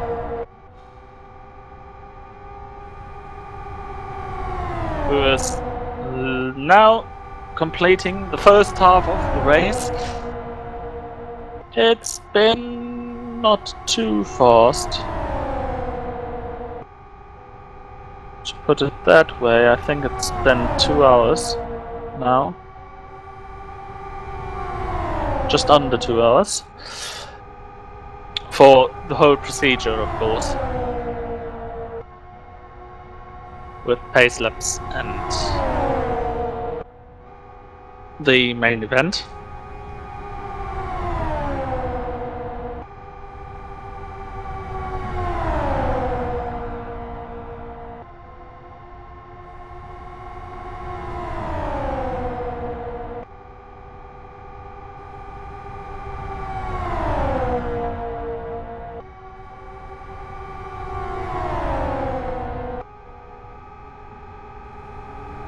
Oh, that's a very interesting reason for his for the end of Falconbridge, for the end of Patrick Hall's race, while Travis Wilbur is doing a pit stop. He had a leg contact, and that leg contact accelerated himself over the speed barrier in LFS, and that caused the loss of connection. That's a very unfortunate and very unique end of the race. I don't think he will be happy to hear that it's unique. It won't help him anyway.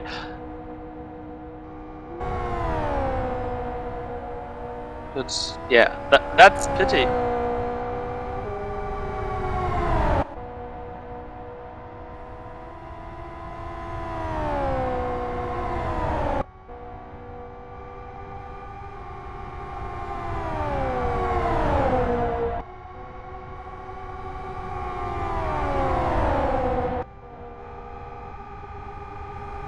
So no more driver from Nova Scotia in this race.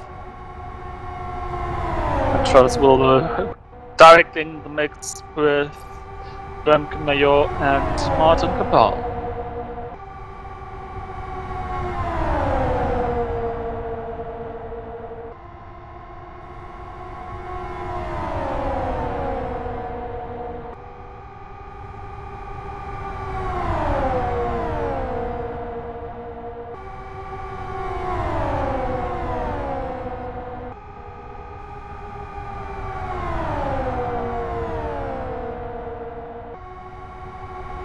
Stop and go penalty for Cameron Corns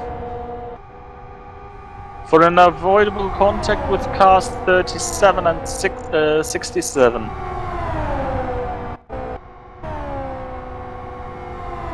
Let's see if he directly goes down to pit lane. No, he doesn't.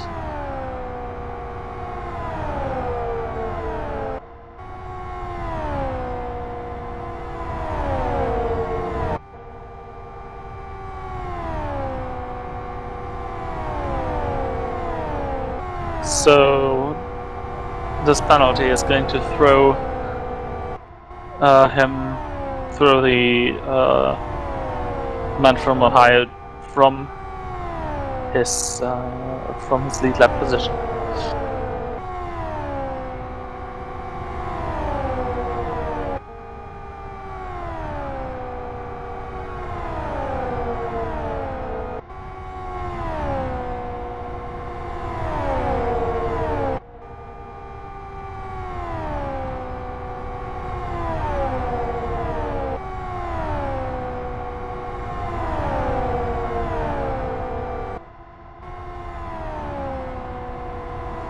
Remco Mayor's official location, by the way, the co-leader of this race, to put it that way, is my computer, which is pretty obvious. There's some interesting location names mentioned.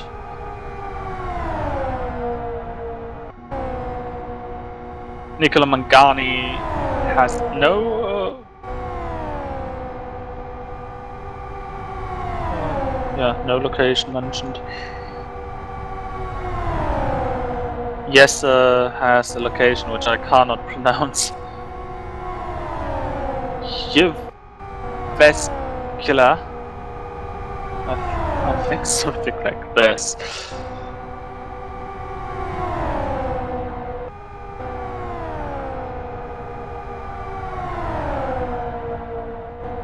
There we have got the Finn,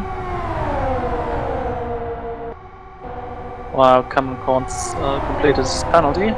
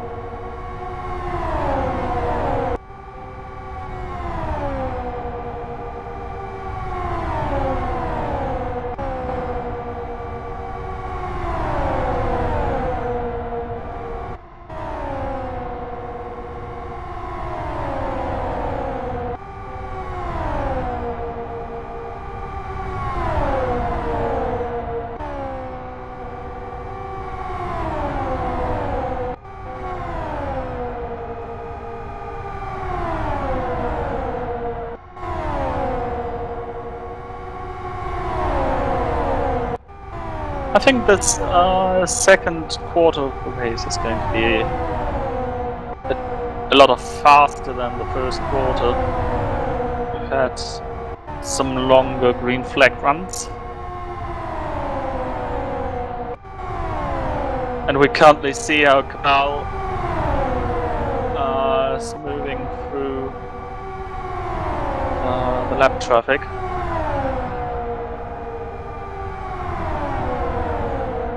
So we at the half distance we were 1 hour 50 minutes 38 seconds 0.77 38.77 seconds into the race. That means 134 miles 134.57 miles per hour and 216.58 kilometers per hour in average. So the average speed slightly increased there.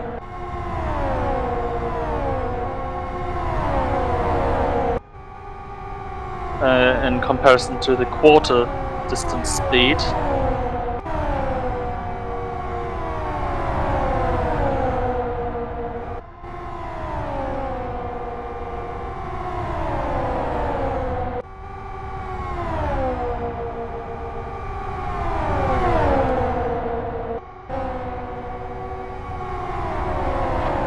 Oh, big contact for Tola Kapal.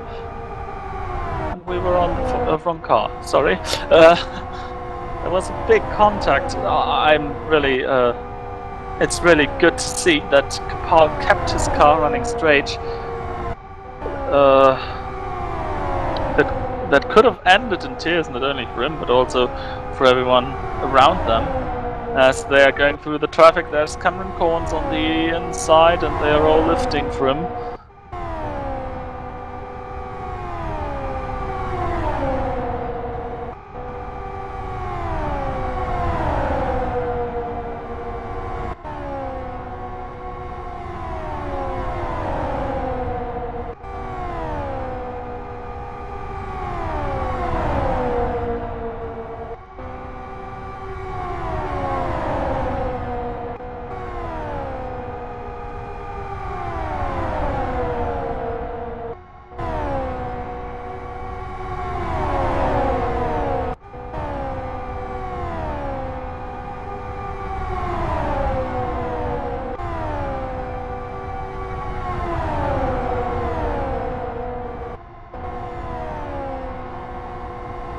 Oh, there is a car off! There is a car off! There was a car off. That's Sakish. The 61 entry. But he's back running in the right direction.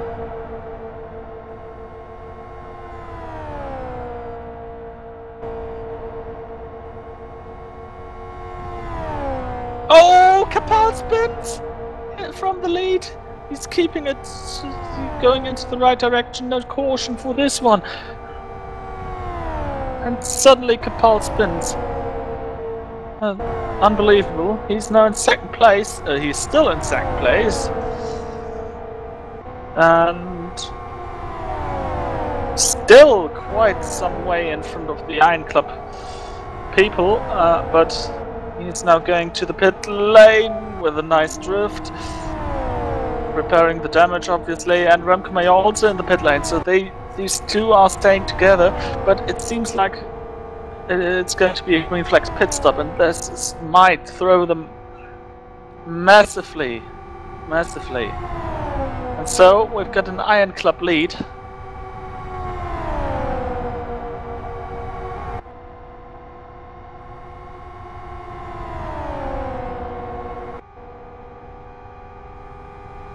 Iron Club leads with Magellan in front of Yanni. Well, Remco and Martin Kapal are doing their pit stop, and they are still not moving. Now they are moving, and they are now a lap down.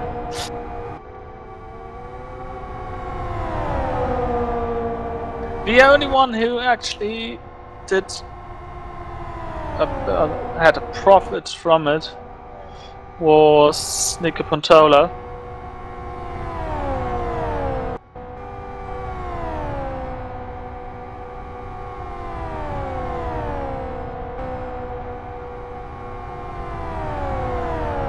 is now on the lead lap. So rapid, swift, and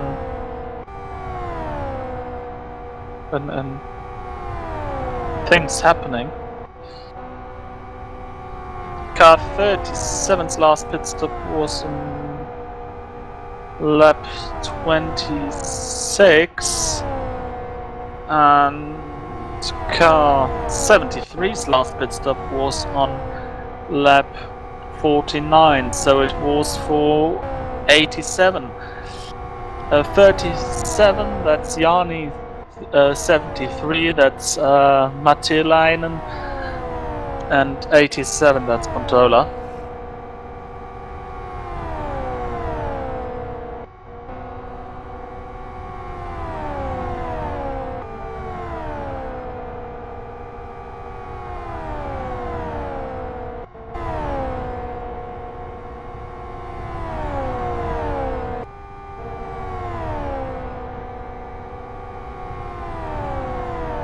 So, while we had in the top 5 and the top 7 different nations a few laps ago, now we've got 3 Finnish drivers in the top 4 with Jani, Mattilainen, and Mariotto in 4th position.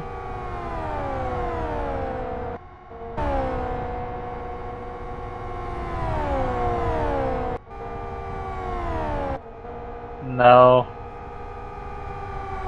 into 5th position, we've got the Welsh Isaac Price, we've got British Jack Sedgwick,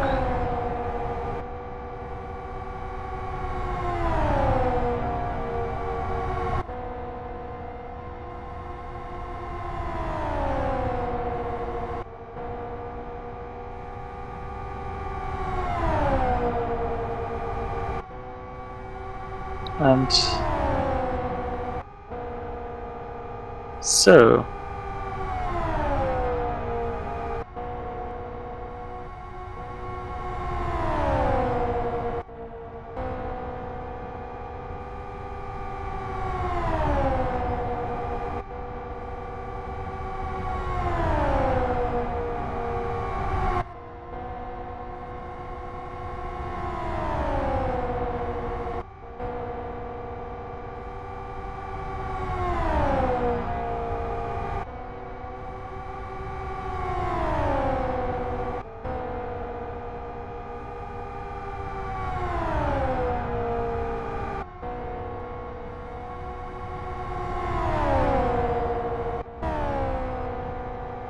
couple of drivers last pitted on lap 98.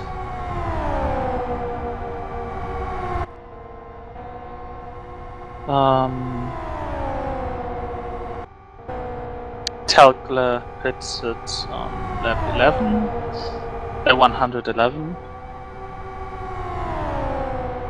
Valikov and Ronbush pitted on lap 110 for the last time.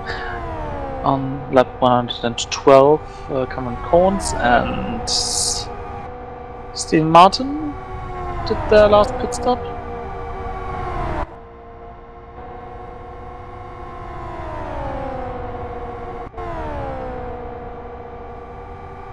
We've got something shaping up, I think. The gap between the leaders and the group behind is decreasing.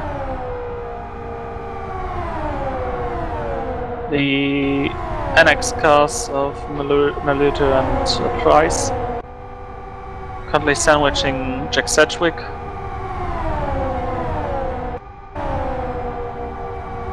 Or can you say consoling? Or it's console. Anyways, now again we see how this drafting works. We have the NX cars always doing some sort contact. And that's not what I wanted to explain.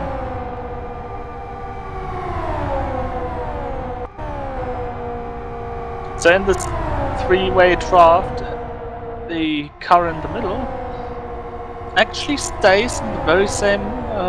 Oh, Victorians, we've lost him!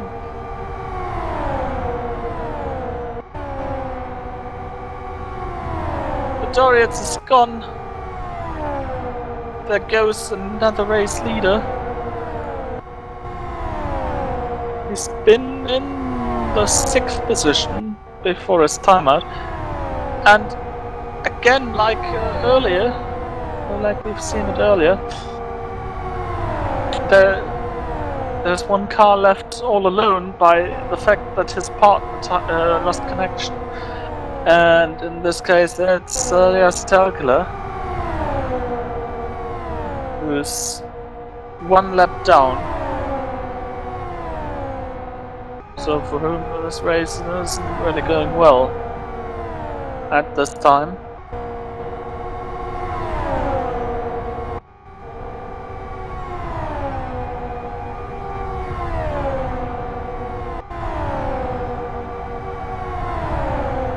Stop and go penalty for Velikov, avoidable contact, car 61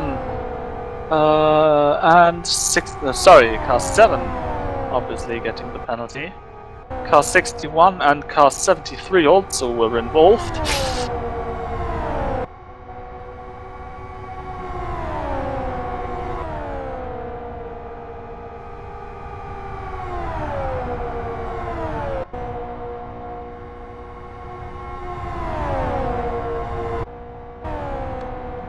And a permission. He won't get this one allowed during the course of the race. So, since we're at full speed, first goal for Colombia, Uruguay, goal by Rodriguez for Colombia.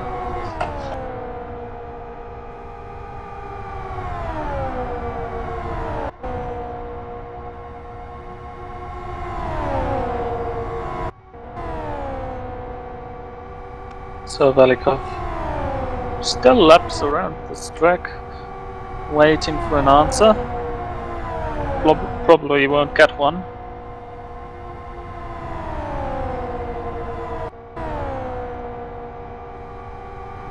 We've seen him doing questionable decisions earlier in this race, and now he's diving down to the pit lane.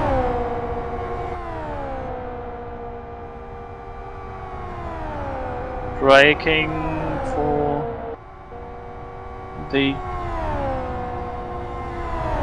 the turn 3 on the apron, and now he's slowing down to exactly 80 kilometers. 81. Well, it's showing 81, but he's right on the edge there.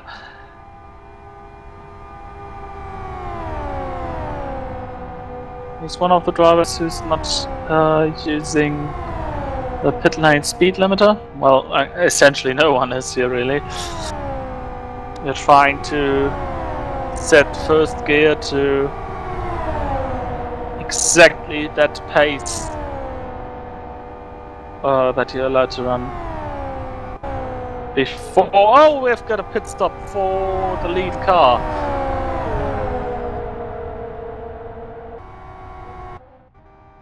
Leading cars, actually, for the formerly leading cars. So looks like a regular pit stop. Oh,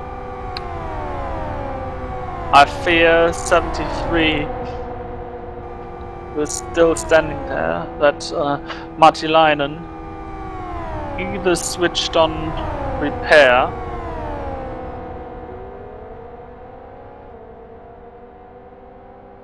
Oh, they are using pit lane speed limiter. And yeah, he repaired his car, unlike his teammate, so that's making him falling back a bit.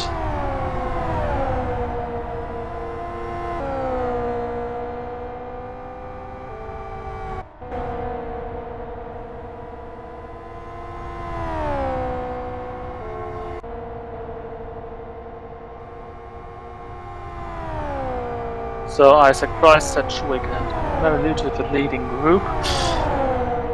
For now, after some green flag pit stops.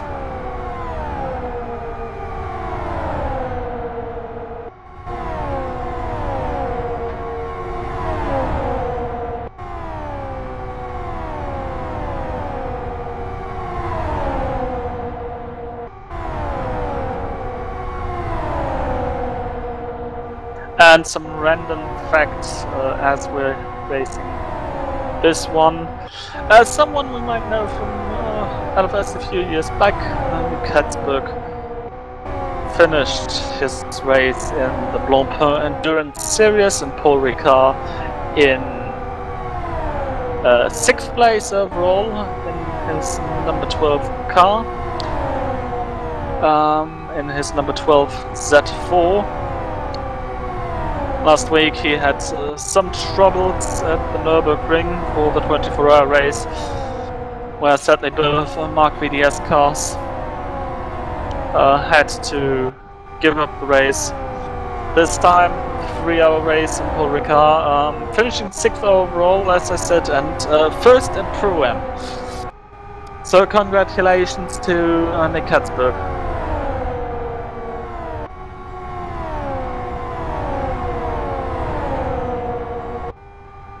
These are very recent news from this very day.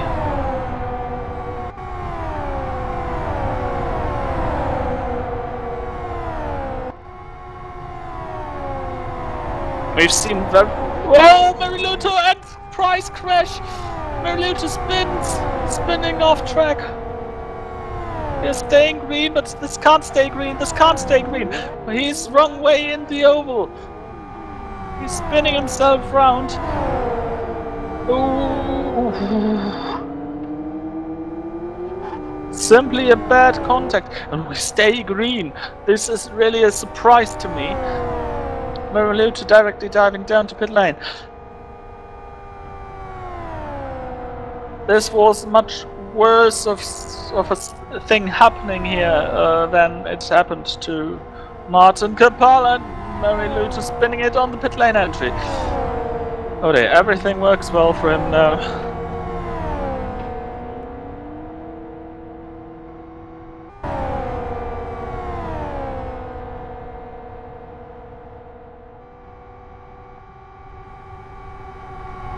So Mariluto now in pit lane for his 3rd pit stop.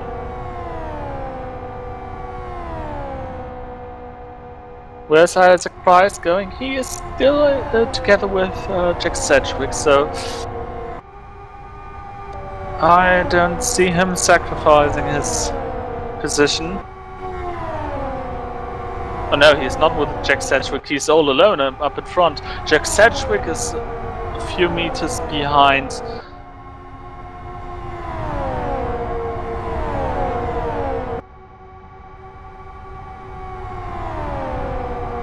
While Mika Mariluto is exiting the pit lane.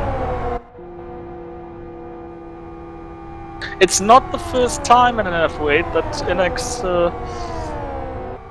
drivers are having troubles to get out their actual order. To agree on the actual order within the team. I remember a very interesting LFS kart race from West Hill, which was famously interrupted after a safety car period by the screaming of who was commentating. I just remember CSF, and I think our race director John Palmer was also commentating on that one. Really something I haven't seen at all to that point. And now we've got Isaac Price here in the lead, all alone after contact with his own teammate, which luckily didn't end up in the caution. And he's now working together with Steve Martin.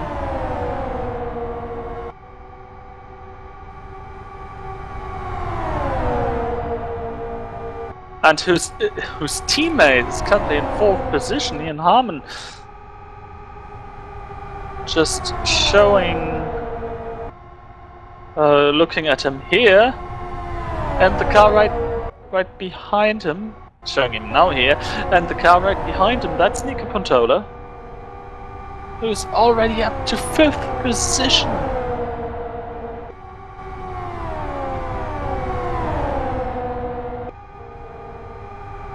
Another CSF quote fitting to this situation just happened. I hope they leave each other room. Wisdom words, wisdom words. Nico Pontola overtook Ian Harmon, who is not really competing with him. The Irishman in a very, very good 5th place for him. And I'm very, very happy to see him that far up. Murphy is also just a few meters ahead. He's not really having the juice right now. Looks like he fell back a bit, then he accelerated away again. And yeah, he's now trying to work with Nico Pontola, who's, I think, looking to work in a bit with Jack Sedgwick.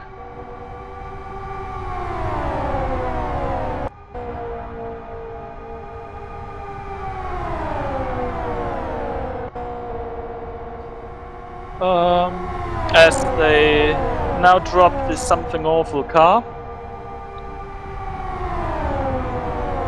And so Pontola and Sedgwick 2nd, 3rd. Sedgwick not really working well yet now in the early stages of this couple, of this relationship. Let's see how long it lasts. Isaac Price 3/4 of a lap ahead.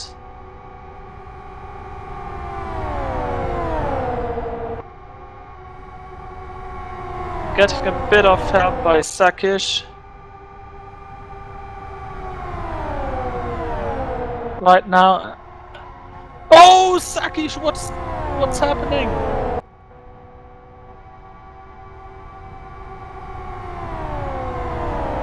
It looked like he overcooked that corner quite a lot.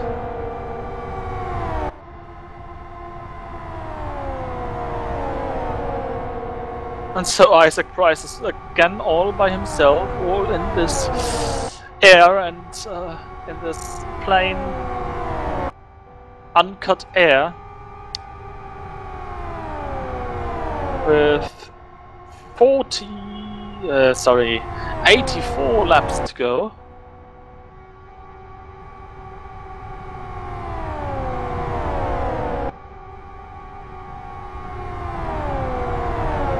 This is going to be interesting.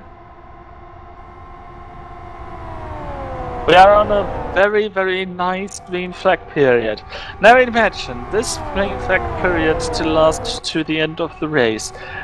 Will it be enough for Isaac Price to stay in the lead, or will Sedgwick and Sedgwick lost Pontola. Pontola to the pit lane.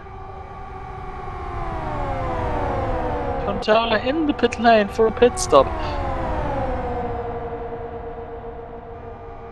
Okay, there goes my imagination again.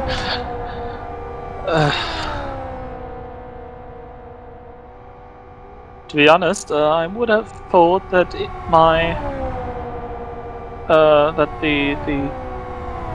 thought about the green flag race would be the one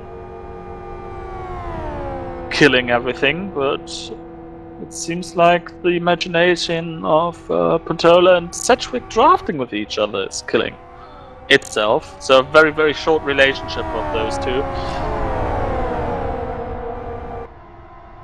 And there goes Isaac Price by Nico Pontola, putting him another lap down.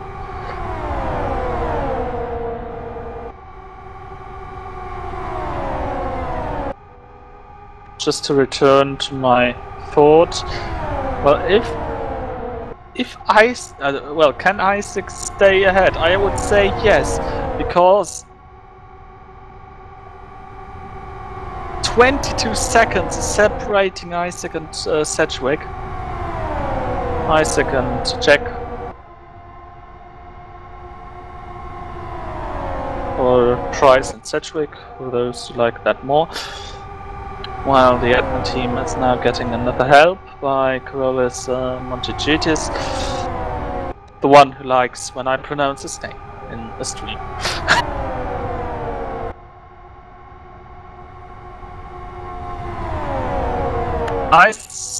Isaac Price now with a slight advantage that he has at least occasionally drafting partners. Though the gap decreased by a few tenths, so that drafting up in front is not really giving Isaac Price anything. Although Steve Martin now.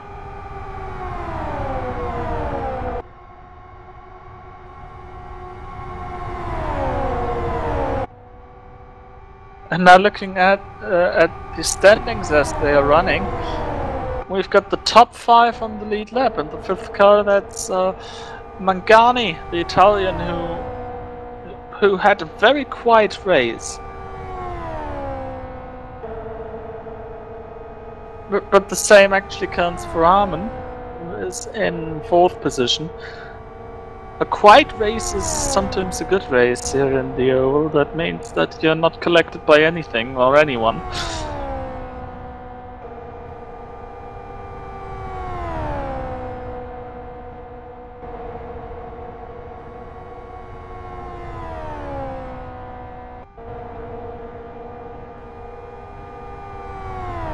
Though I wonder, thinking of it, if Martin Capella and Remco Mayor well, not Remco Mayor, but if Martin Capella tried to do a zero stopper. Well, not as well, maybe, at least fuel wise it would have worked out. Tire wise, he's known in the past, from the past for some very, very drastic strategies.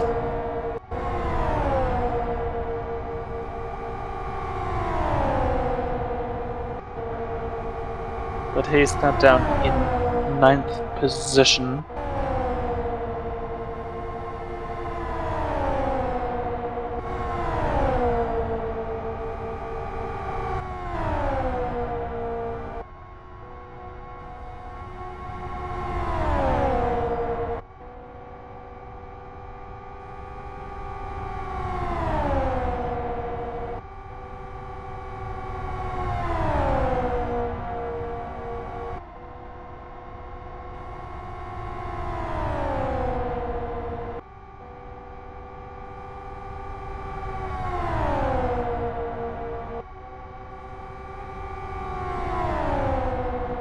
Yeah, so circuit and the pit lane.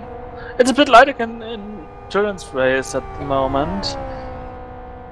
The top stories are actually set by the pit stops, and we look at this 3-car group: Sedgwick, Harmon, and Murphy.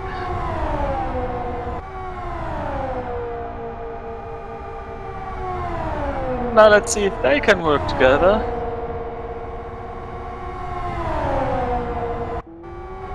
Something awful.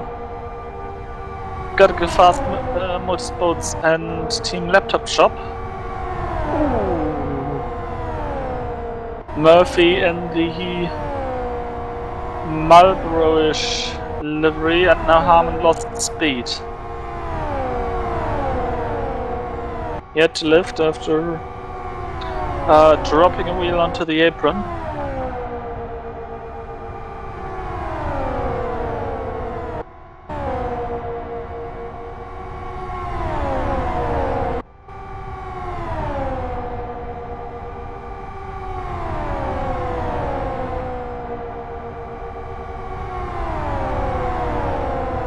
halftime at the World Cup.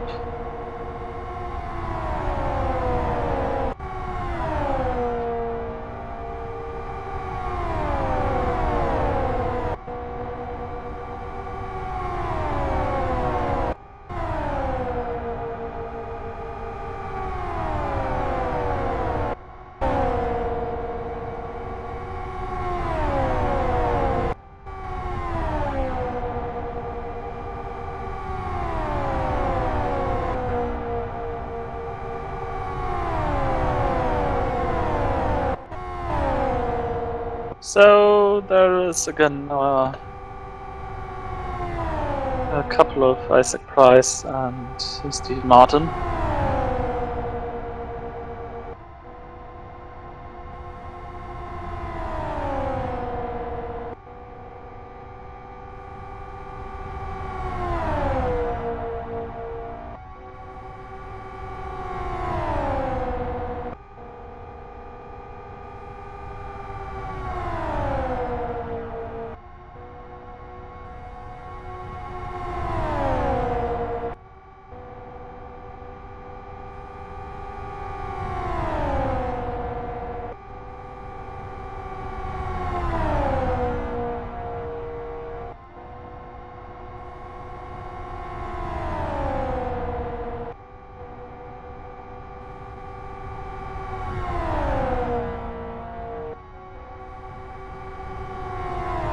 So looking at the tires, for Isaac Price, they are looking pretty well.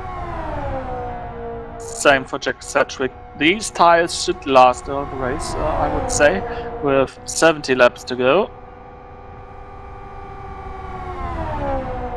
But the situation is different for Harman and Murphy, where the front right tire, especially the inside wall of the front right tire, is starting to get significantly losing the tread, losing the rubber.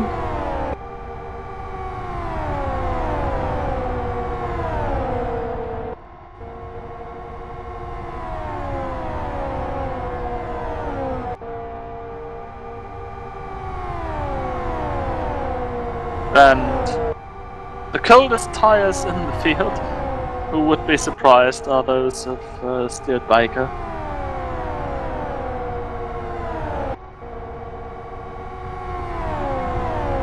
Who's been sitting in the pit lane and I think having some good drinks in the pit lane since lap 116 of 270, or race lap 114.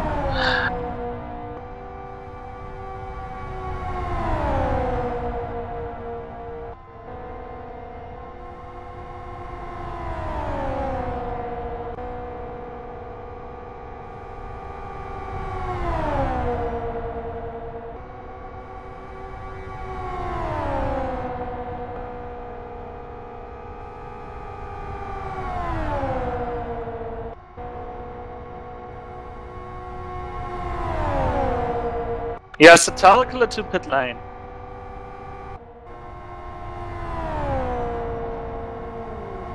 He's probably having no trust in his tires.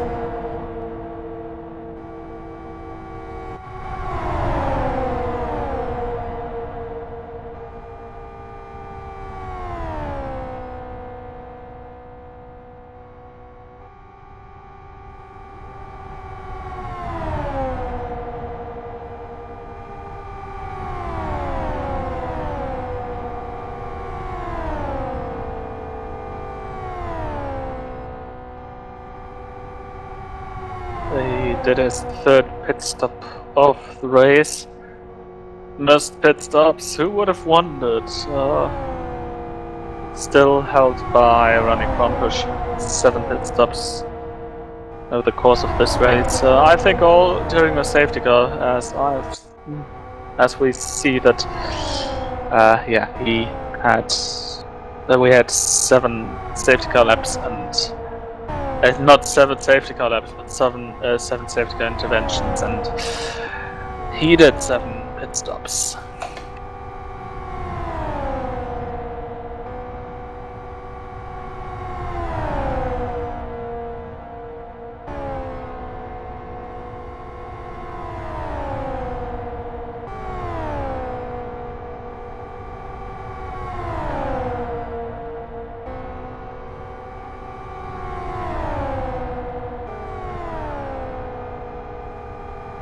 Sarajevo. As I mentioned earlier today, the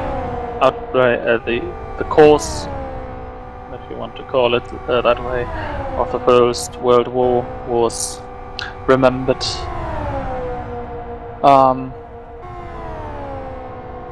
And what is some sort of a gesture is that the Philharmonic Orchestra of Vienna was actually holding the concert.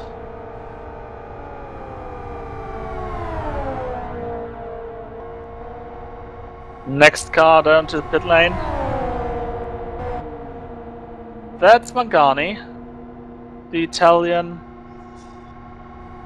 to his second pit stop.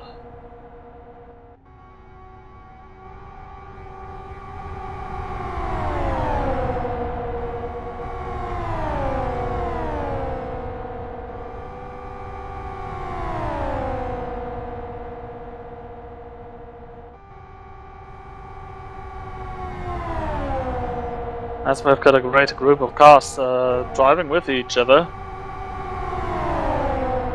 Controller and Kronpush and Major and Kapal separated to each other by 2 laps. No, by 1 lap. Controller and Kronpush 2 laps down to the leader, and Kapal and Major 1 lap down to the leader.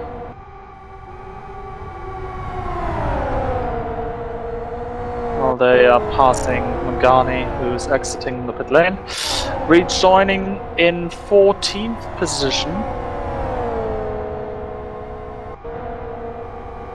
So essentially losing 2 laps in this pit stop.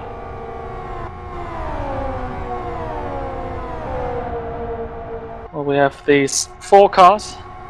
Kapal and Major trying to move up, trying to get themselves back into some position worth fighting for. Harman Sedgwick was in pit lane. That's what, or is in pit lane. No, that's Wilbur. Sedgwick was just in pit lane.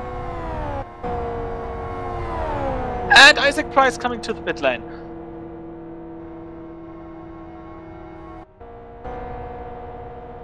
So doing his green flag pit stops. Everyone is doing a green flag pit stop right now. Though I would have thought it might be enough for him. 13 seconds to switch a set of tires. No damage repair. And we have got an Irish lead. Harman in front of Murphy.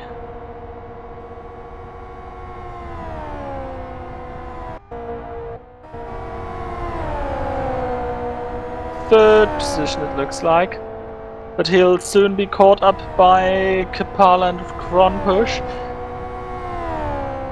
As he has to get up to speed again.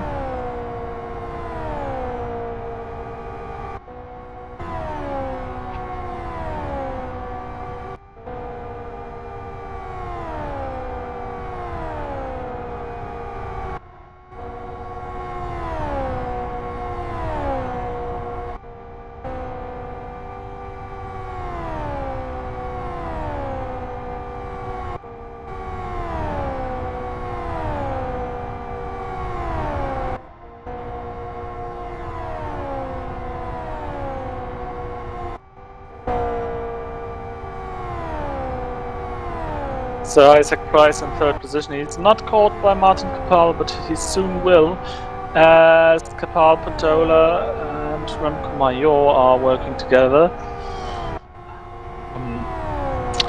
Things are happening in this group. From a moment ago, Kapal was working with Kronpush.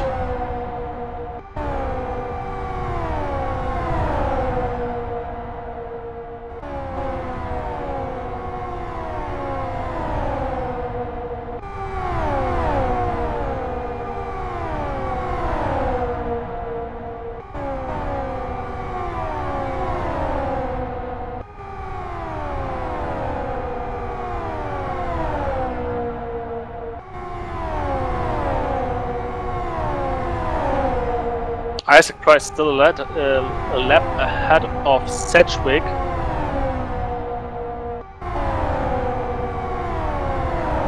They're just a few meters ahead of Major and Kapal.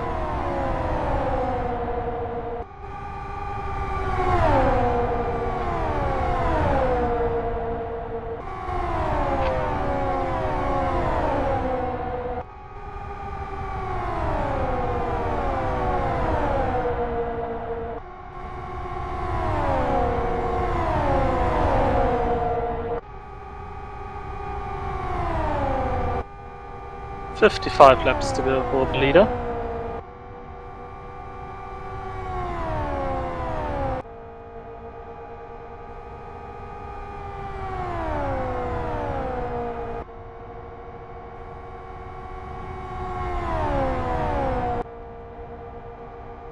So Harmon Murphy having done 2 pit stops.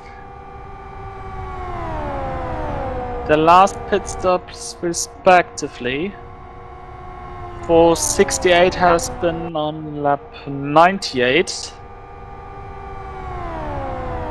So that's 108 laps ago.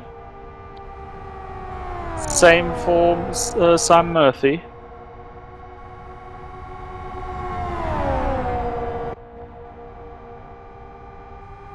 And now Murphy has caught the rear of Harmon.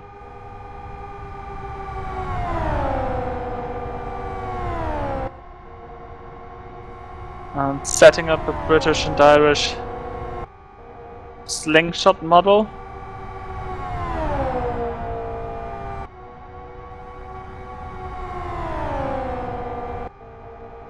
So the 3/4 distance speed, it increased heavily to 236.4 kilometers per hour, 146.89 miles per hour.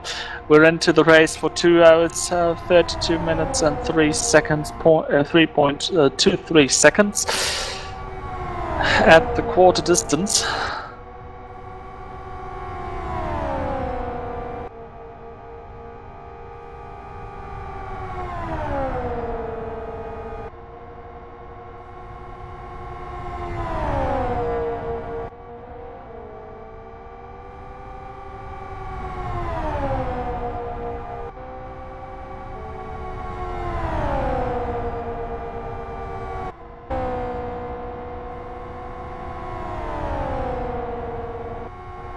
And looking at the current podium runners, it reminds one of the Northwestern 200 or the Tourist Trophy in the Isle of Man, with just people from Great Britain and Ireland on the top 3 spots.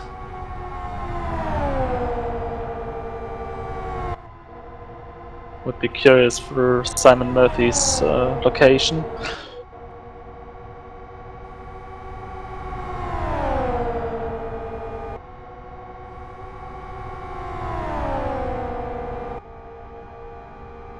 Wilbur served a stop-and-go penalty.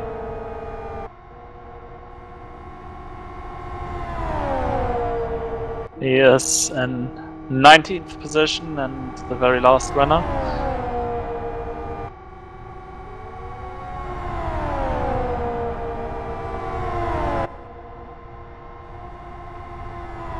There is exit from pit lane. Might be a chance for Stephen Martin to work with someone else after Isaac Price dropped him for a pit stop. Another pit stop for Mihail Velikov. His 5th in the race.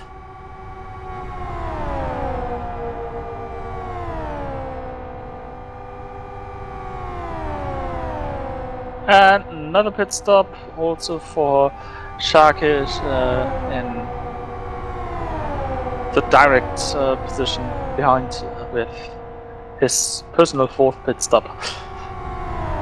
The least pit stops by Martin Gepal and Tobias Pachali. Each 1 pit stop each. Then we've got a couple of cars with 2 pit stops, including the top leaders with Harman Murphy, Isaac Price, Remke Major, Cameron Corns, and Jack Sedgwick in the top 10.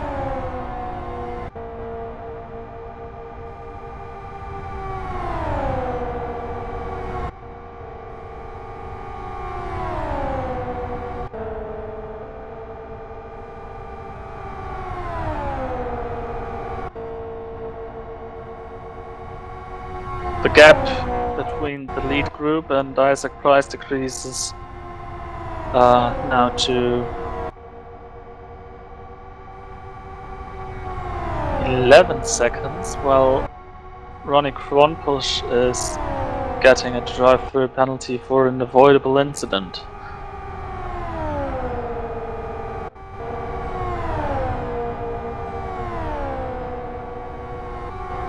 So gap now down to 10.9 seconds.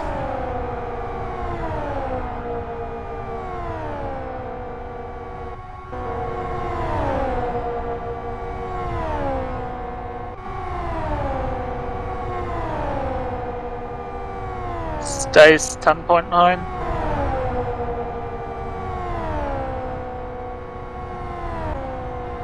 Just to look at the evolution of the gaps. Sam Murphy now dropping Harman in front.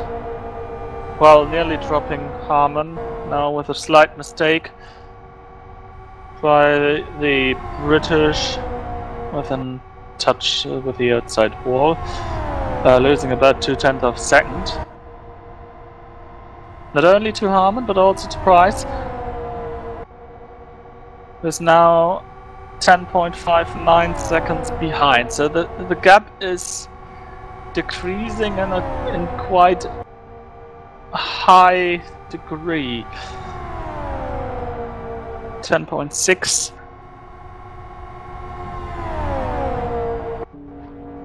And the top two running cars haven't done a pit stop in recent time. Ronnie Kronpusch now exiting the pit lane.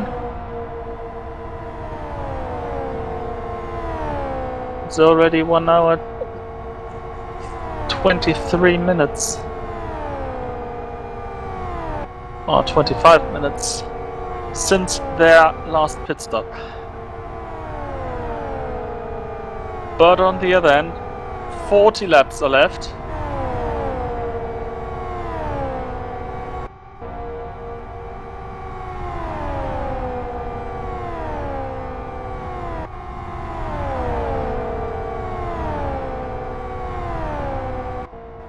Second goal, James Fernandez, 2-0, Colombia versus Uruguay.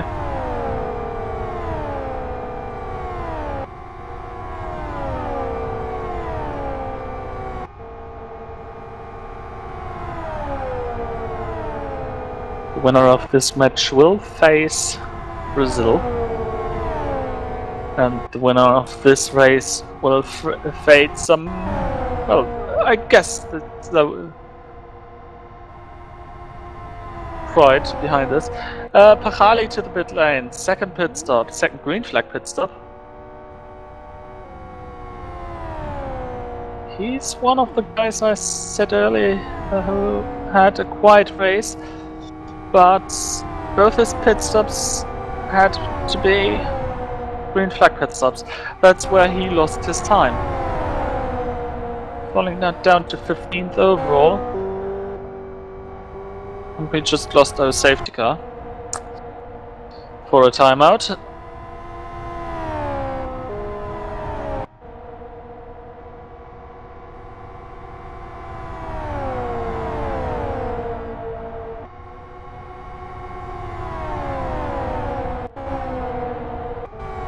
So now the look to Kapal, Price, Major, all back together in a group. And also check Sedgwick in the middle. Jack in the middle. Could be the name of some TV show.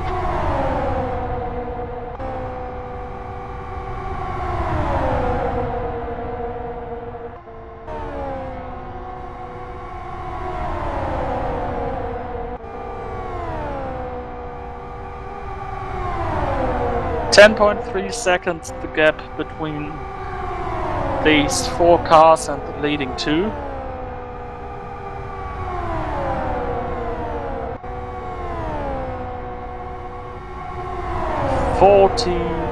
No, 39 laps to go.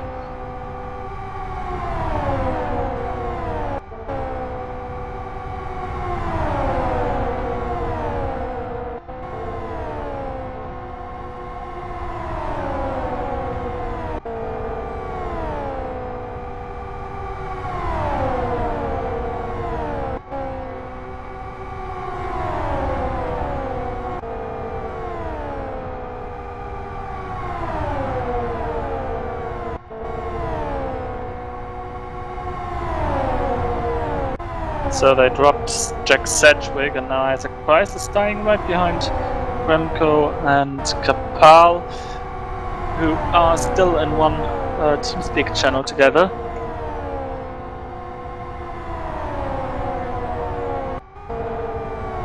Well, Isaac is in his own, and now this must be pointed out, he's losing the 2 ahead. He's lost Kapal and Major, and now has a wiggle through turn 3.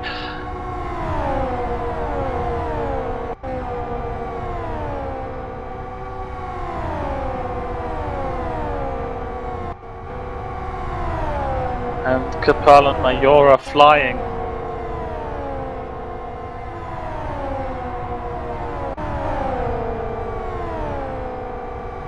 .8 seconds to Harmon, who is now very alone because Simon Murphy decided to do a pit stop.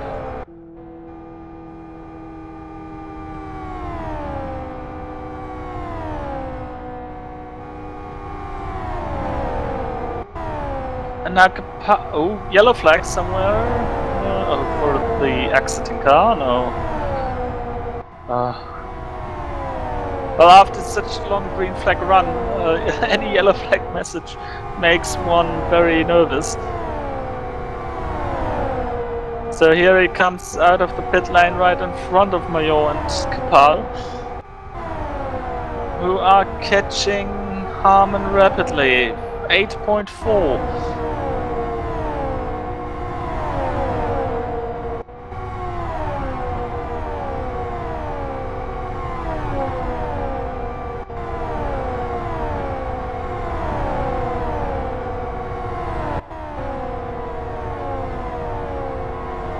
Harmon to the pits. Remco Major in the lead. So Martin Kapal and Remco Major in the lead. And there is another car diving into the pit lane. That's Kronpush for his 8th pit stop, and for the first time not on the safety car.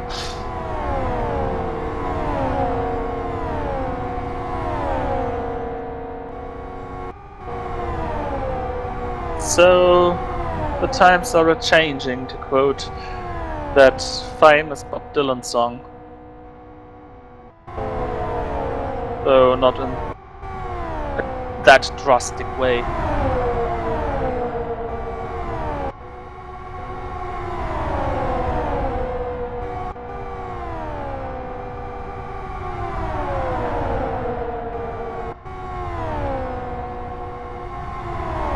Will Isaac Price have something to fight back with? He's now working with Jack Sedgwick again. But the gap already is 2.6 seconds, so... And Major and Kapal are passing through the lap traffic very well. And now in the very middle, sandwiched by one of the cars is Harmon actually, by Velikov and Martin also.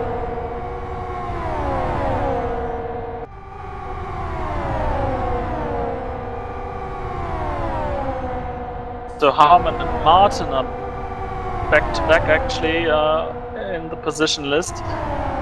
The two team laptop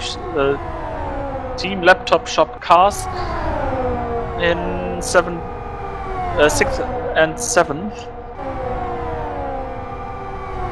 And Kapal through that group.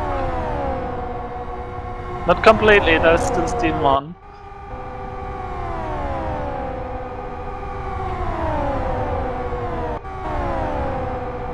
Not sure if there wasn't a bump, but very close, those two cars. Last Motorsports and Savage, and now Steve Martin wants to play with the big boys, with the lead lap boys, with the leaders.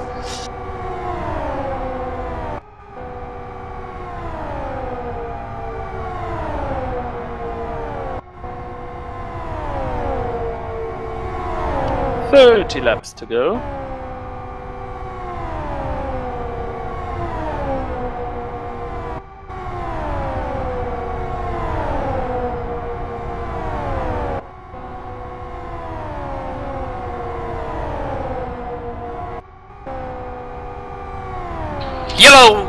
Yellow, turn two, car on its side, yellow, turn 2. We've got Mika Marilita on his side, in the fencing.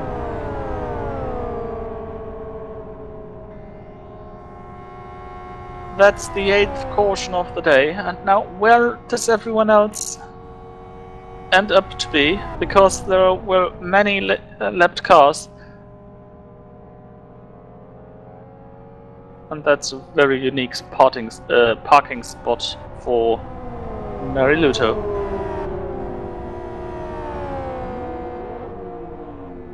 Who's certainly having no grip to the wall. He might have... Well...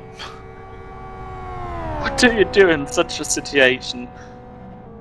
I mean, if it happened in real life, the suspension would have broken. There we have Corollas Montagilitis covering that car. Well, Stuart Baker, after a long break, is back leading the race in his safety car.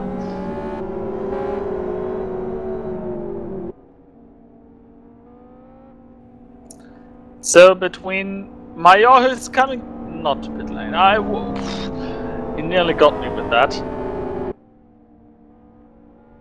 It would have made no sense at all to go to pit lane now.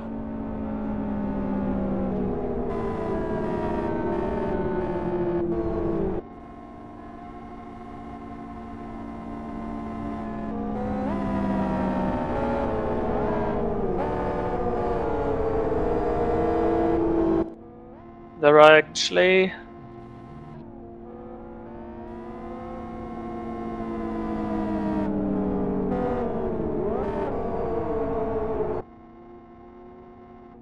3 cars. Steve Martin, Mikhail Velikov and Ian Harmon. These 3 are between the NX driver, who is currently desperately trying to burn fuel like everyone else. Car 67, overtake the safety car. 67, overtake the safety car.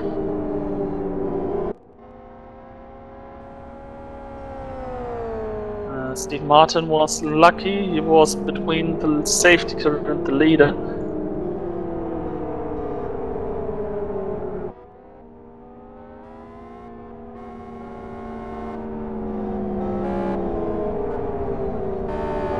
"28 laps remaining. 27 even.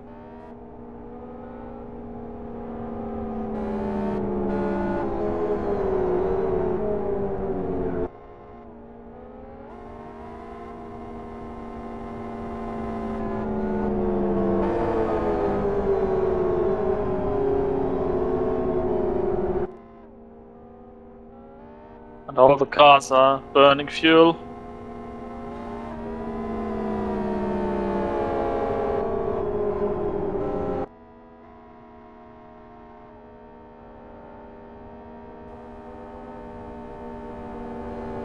What to do if you have too much of it? Burn it. Might not be the most ecologic approach, but since it's just virtual fuel, it's not too bad. Top 6 are on the lead lap. Kapow, Mayor, Price, Yanni, Cameron Corns, and Stephen Martin.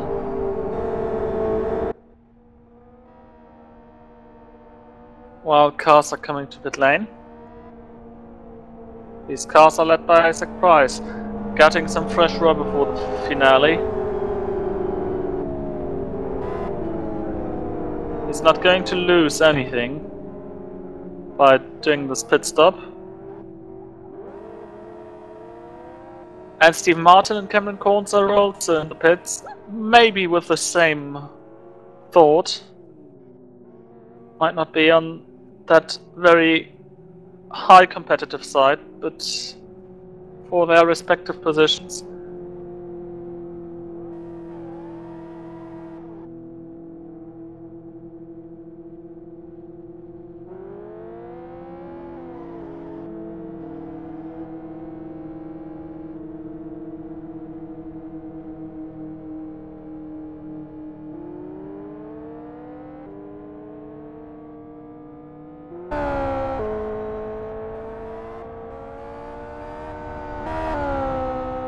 I get a very nice comment about imaginary fuel burning equals an imaginary CO2 and the imagined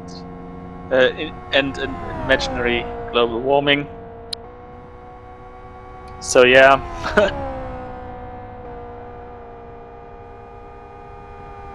Our imagination has to suffer from global warming after all.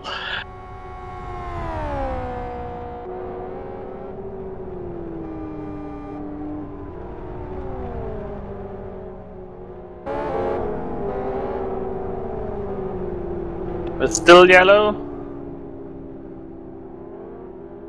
People are rejoining the server, maybe to spot for colleagues in the last few laps.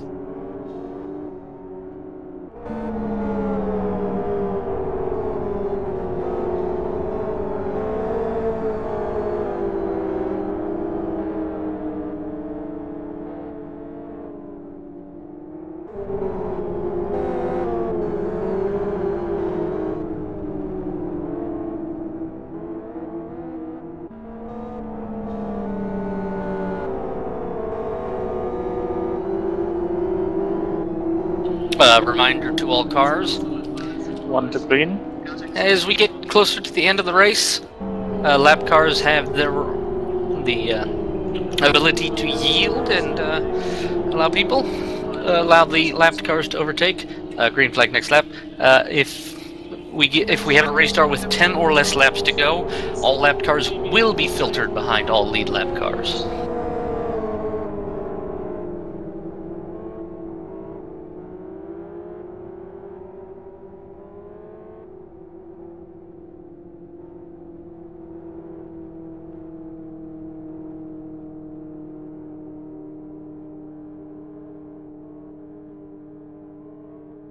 So, some very interesting information about this race posted by actually Tobias Pachali.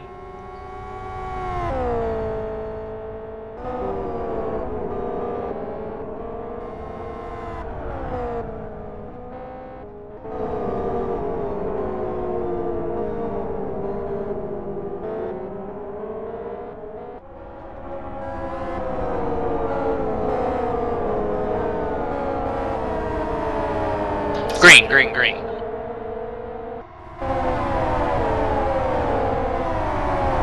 Green flags out again.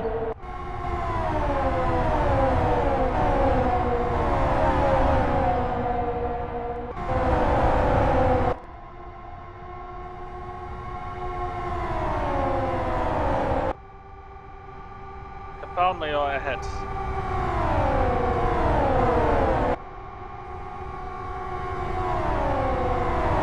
But how's going? Is ice going to work through the traffic? He's diving down to the inside. Everyone else going high, except of Trevor Wilbur, who had some trouble going through the corner. 3 wide with front push. But through there, now in the back of the Iron Club cars, where 73 is helping his teammate, the 37, I call Yoni. But like a piece of cake, Price is passing! Yellow 2, yellow 2, yellow 2, yellow 2! We've got a yellow flag, that's Ian Harmon. Certainly, that's Ian Harmon who spun there. He took Nika Pantola with him.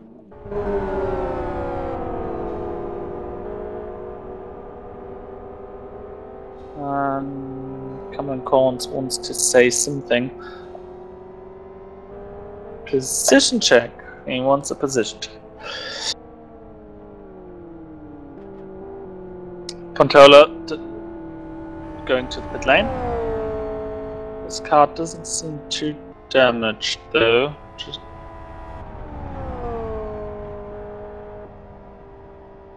He's doing a burnout in pit lane. And spinning the car around. And doing another burnout. Doing some smoke.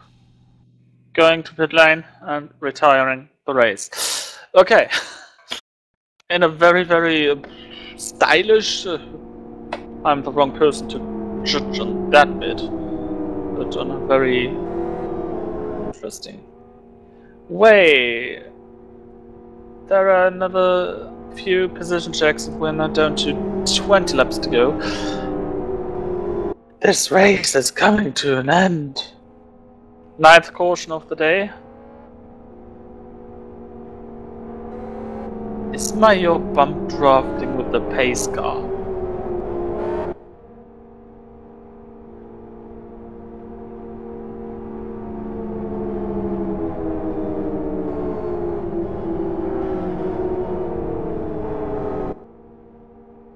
He seems not.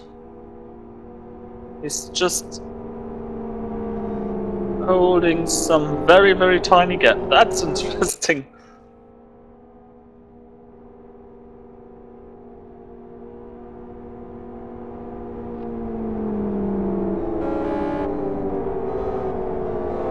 So before the position check, we've got the following order: the number 420 Remco Major in front of the number 64 Martin Capel, 36 Isaac Price in third, fourth 37 Yanni Verhelkepush, and 5th place Stephen Martin, 6th place Cameron Corns with a 5. 7th place, the 76 of Something Awful, Simon Murphy. 8th place, 41 Jack Sedgwick. 9th place, number 8 Yasse Telkala. 10th place, 73 of Henry Martelainen. 11th place, Nicola Mangani. 12th place, number 70, Tobias Bachali. 13th is number 68, Ian Harmon. 4th, well, that's not correct anymore. 14th, number 96, Ronnie Krompush. Currently still in 15th, though he just retired 87 of Nika Pantola, but he will soon be caught up by Mihail Velikov in the 07. The 61 of Sigitas Zaskish behind. And still being scored ahead of the final car on these of these 17 still running cars. Travis Wilbur in the 27. In 18th, there is Mikko Marilutascourt in his 54 NX racing car.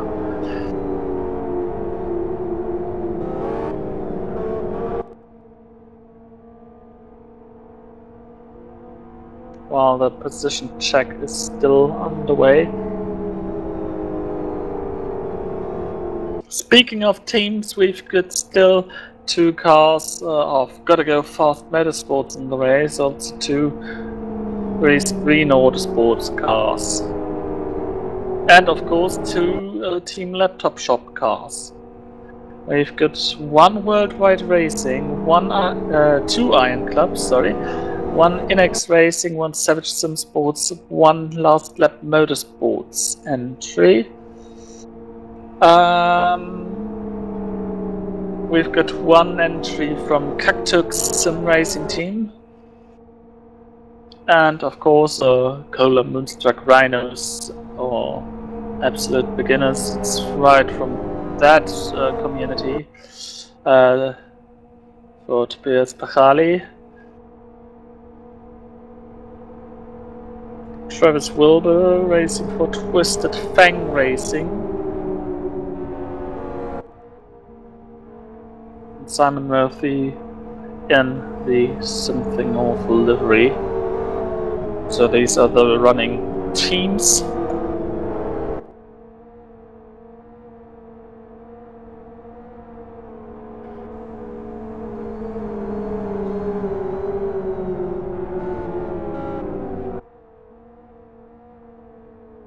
Hunt, 2 British, 1 Welsh, so yeah, 3 from the United Kingdom.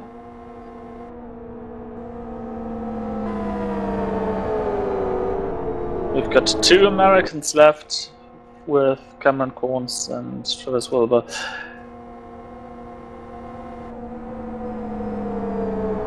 We've got 1 Lithuanian, 1 Latvian, 1 German, 1 Irish, 1 Italian, 1 Czech, 1 Dutch.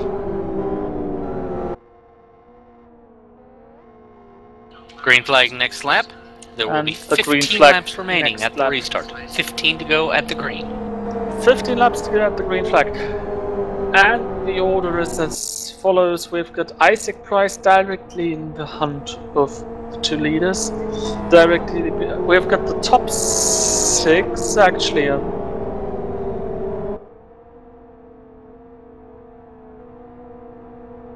On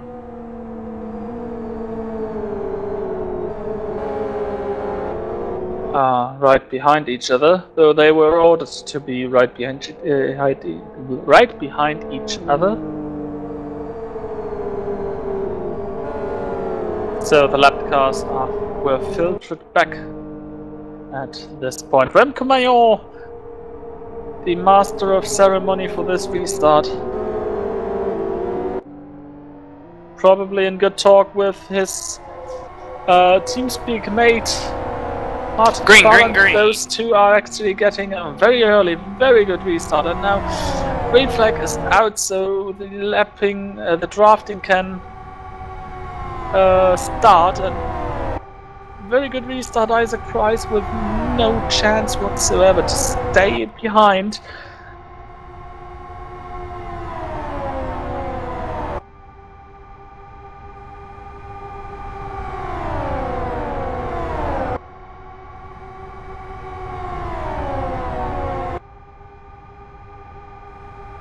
And after 3¼ hours, we're in the closing stages of this race.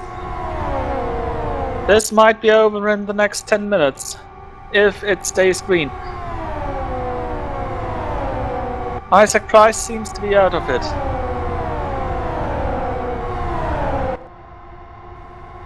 And for the non-podium spots, Corns, Yanni and Martin are fighting. A very, very tight group.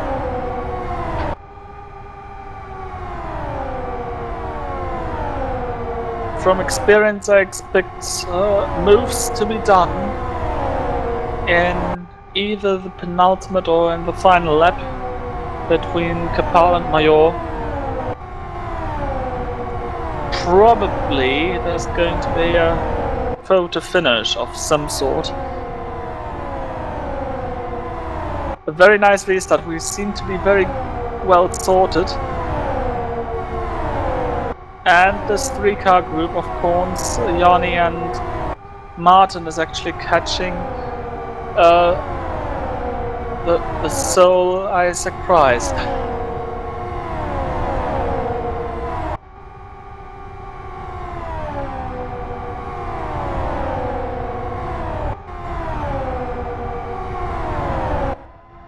Major and Kappa are very good over races, we know from the past. This are kind of expected to be running for the win, actually, and for the podium spots at the end of the day.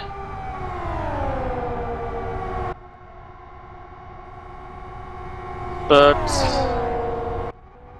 now we've got a battle for 3rd place in this group.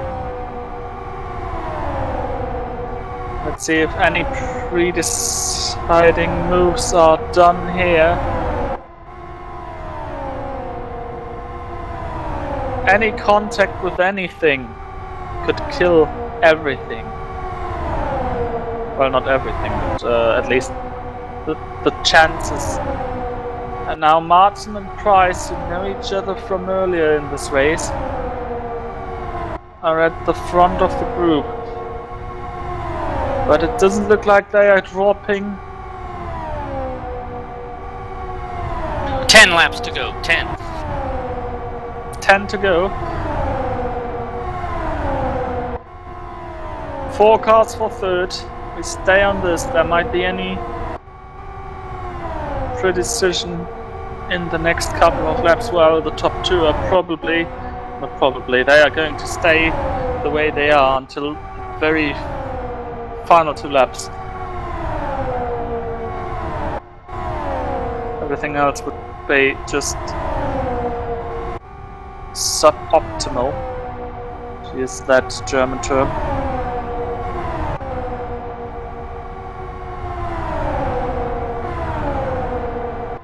Oh, contact! Korn spinning! And in the wall. Yellow one, yellow one, yellow one, yellow one, yellow one. Final caution. Oh dear. Oh dear. So this is going to be a dash for the cash. Sadly.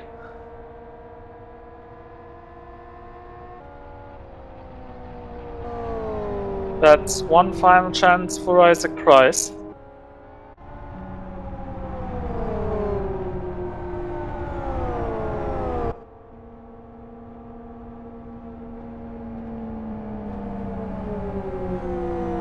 Oh, and look at Cameron Korn's car. He's actually got 3 punctures. The whole front and the rear left tire are punctured. And he didn't know it, as you can see from the way he drives through that kink. Now he knows it, and now he's doing it deliberately. The question is, how do you come down to pit lane with these, well, unique setup? Pit lane opened. Yeah, doesn't have to worry until the end of this corner. So now slow down, just don't crash. Good. Well done. 3 punctured tires.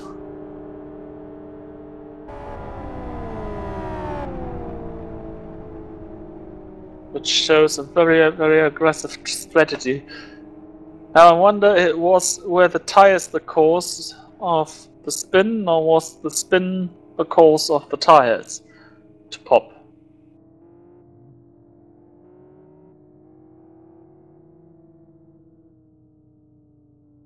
Cones will stay on the lead lap.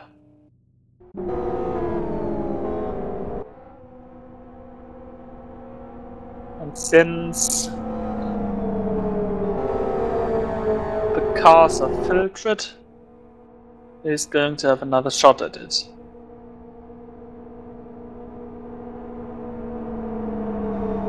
It doesn't count for cars involved in the caution. I'm not sure at the moment. I hope a little bird can clarify this for me.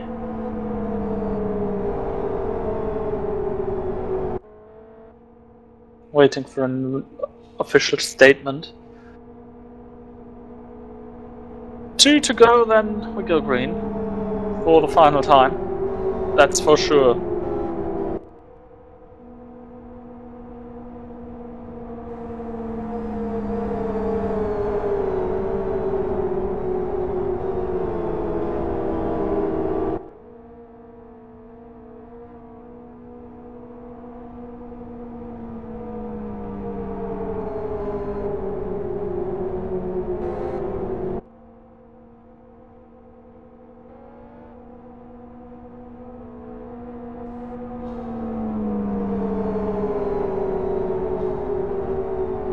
Okay, car 5, that's Cameron Corns, may overtake the whole queue, except of course for the other lead lap cars that are that is 37 of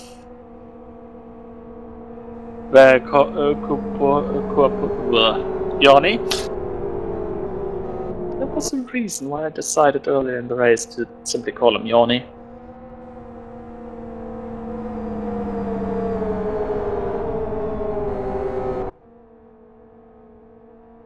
Green flag next time, 5 to go. Green flag next time by. Green flag next time by. So I guess any prediction game entrance for this prediction game by Flame would be invalid for now.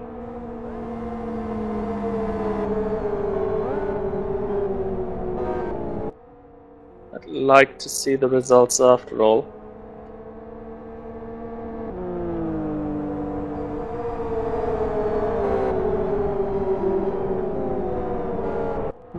Five laps remaining, 6 cars remaining. Well, not totally, but for the hunt of the race win. We're here with Martin Kapal and Isaac Price already very, very close to Remco Mayer. He's got just one target, that first place, that victory. Green, late acceleration, a late green flag. And I think Isaac is dropped again.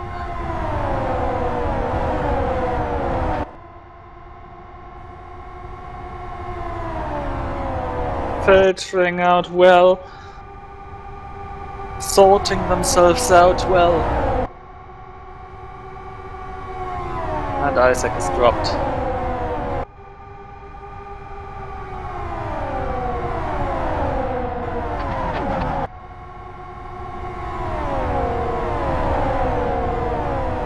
Yellow three, yellow three, yellow three. And we've got another yellow in turn 3. That's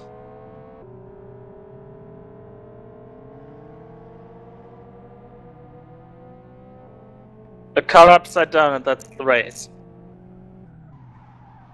The 73 of Mattilainen is on his roof, and this ends this race.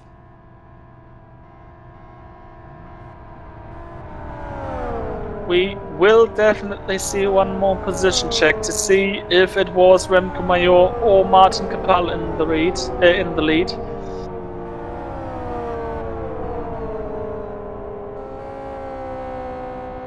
But there seems to be no doubt, no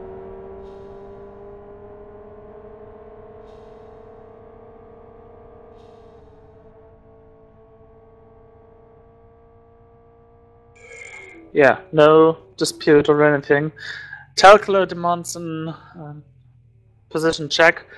Probably this will be done after the race, due to the very limited time of just one more yellow flag lap.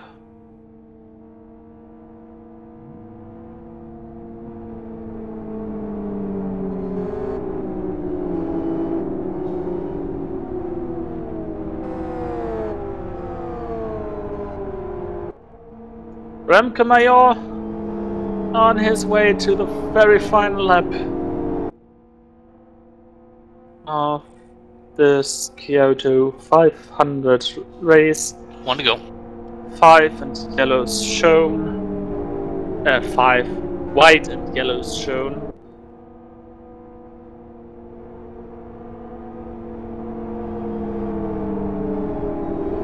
The lap counter shows 270 of 270 as the current lap.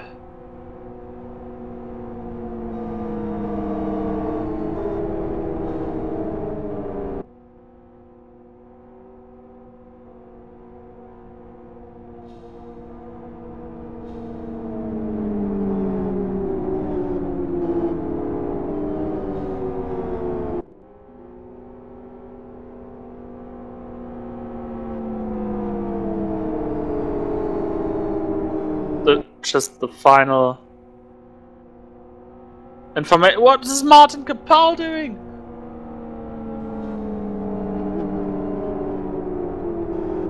Was that to the apron?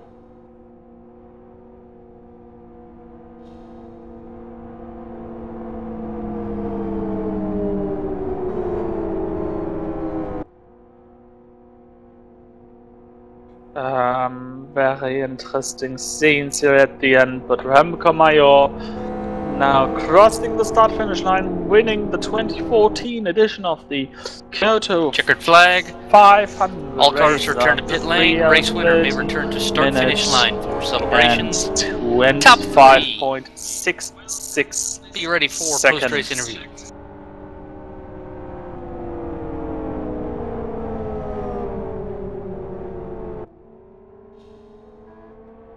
Chat remains closed.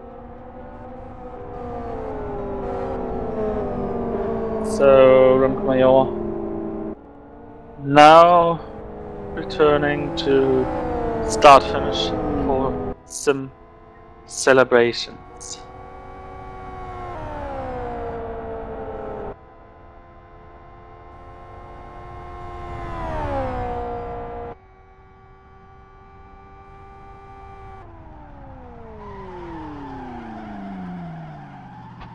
You don't need these tires anymore, and so the front right decides to pop on for Remke Major on this braking.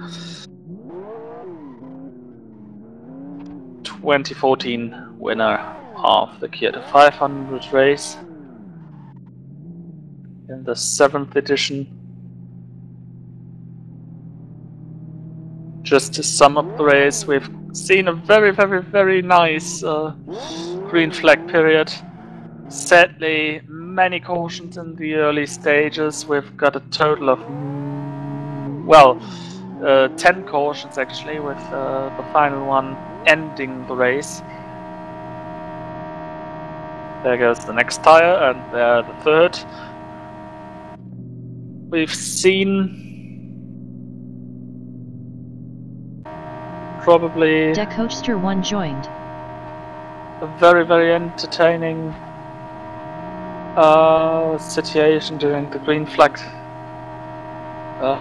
period, and now I'm joined here by the top 3. Am I? 420 blaze Not it yet. cunt moved. I will be joined by the top 3. So yeah, Remke Major here. Not anymore on the 64M picture as Papa I moved. think I see. Or is he? Nah. And what? Safety car Steve moved.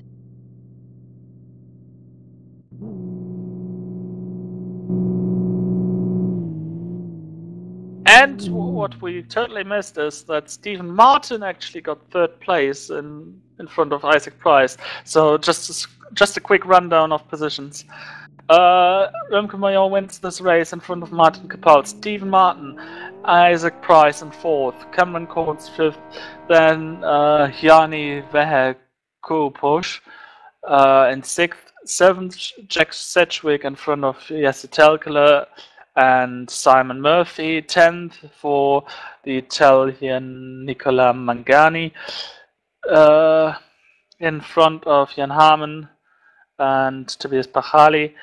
Then Ronnie Kronpusch in 13th, Mihail Velikov in 14th, Sigita Sakic in 15th, and the last driver finishing this race, Travis Wilbur in 16th position. And now I'm really completely joined by all the podium drivers, and I'm going to start with you. Congratulations to you, Remco, for this win. How do you feel? I feel good. But it's a shame that it had to end like this. But me and Capel had a great strategy in the beginning. We stayed out and we went till the halfway point. So if we had to pit, we would be good till the end. It's a shame that we ended up in a bit of a wreck there with Nico.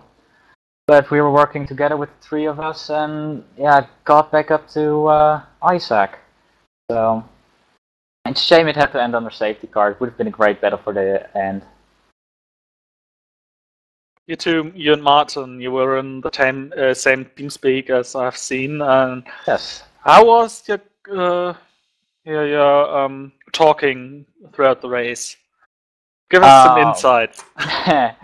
Well, there was a lot of singing. Yeah, it was just normal.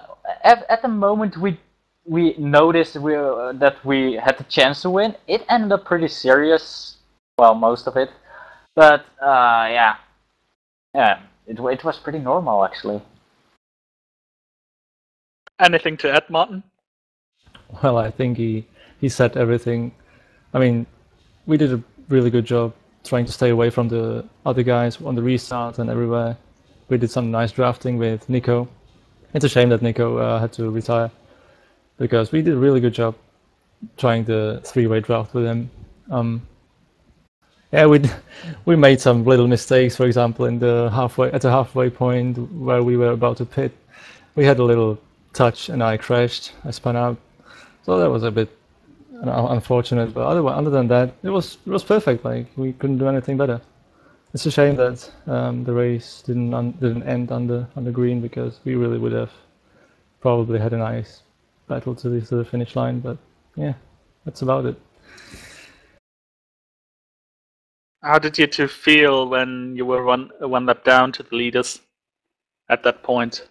Well, we knew that they eventually had to pit anyway, so we weren't that much concerned about that. And we were also quite, we were faster than them, so we were actually catching them. Yeah, so that wasn't a big problem. Yeah. Over to you, Stephen. How do you feel finishing in third overall? Well, what a race. It's great. First of all, well done, Remco. That's a great view to getting that win. That was quite a race. At one point, I was 2 laps down, just barely scraping onto the lead lap. And the long green flag period gave me time to think and just really hope for a caution. It came not a lap too soon. And that helped me be in the top 6 and helped me battle for the podium, and I was just inches ahead of Isaac when the caution came out at the end, so it couldn't have been much closer, and it's great to be up here.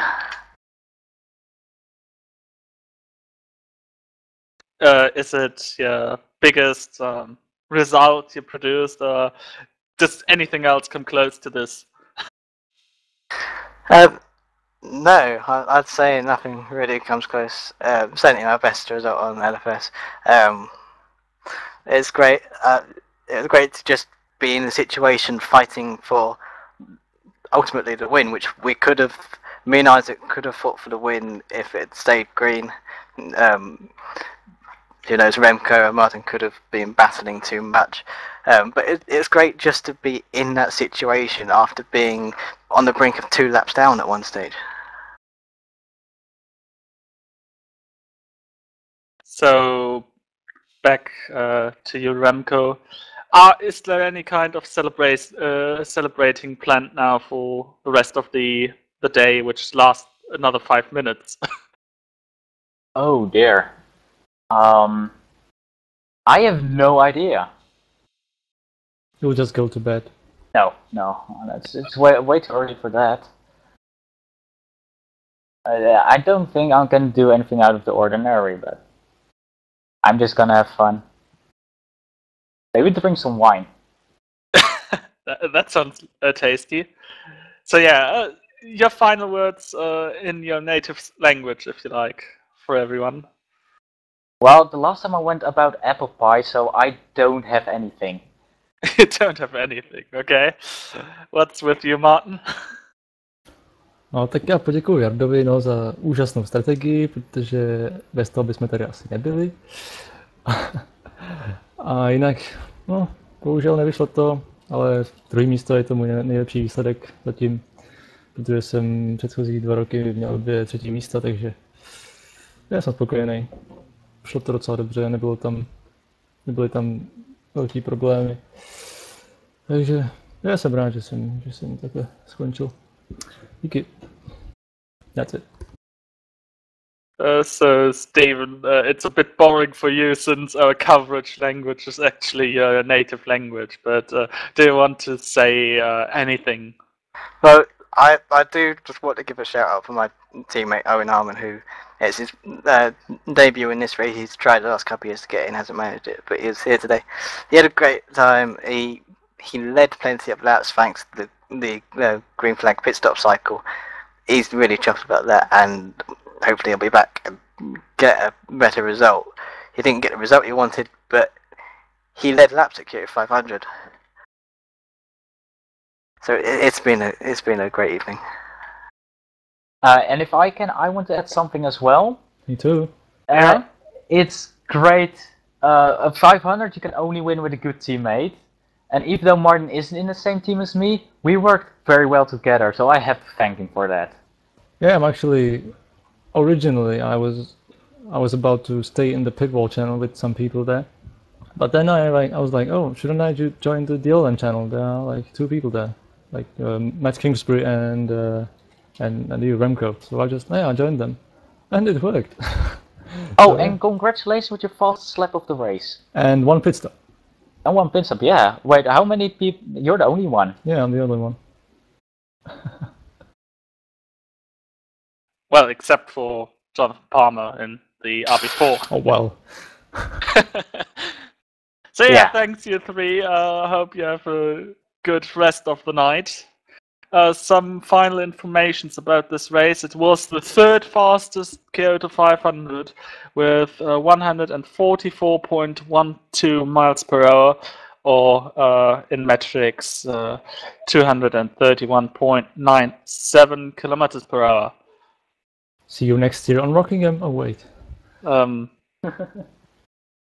Except if you have some secret information. Oh. So yeah, and for the football fans, the match ended with 2-0 for Colombia, who will now face Brazil in the quarterfinals. What That's did Brazil do today? What, Remco? What did Brazil do? They won in the penalty shootout. Oh, okay. And a very, very, well, it wasn't really a good game, but it was a very exciting penalty shootout. Okay, that's it. Thanks for watching, and au revoir et à bientôt.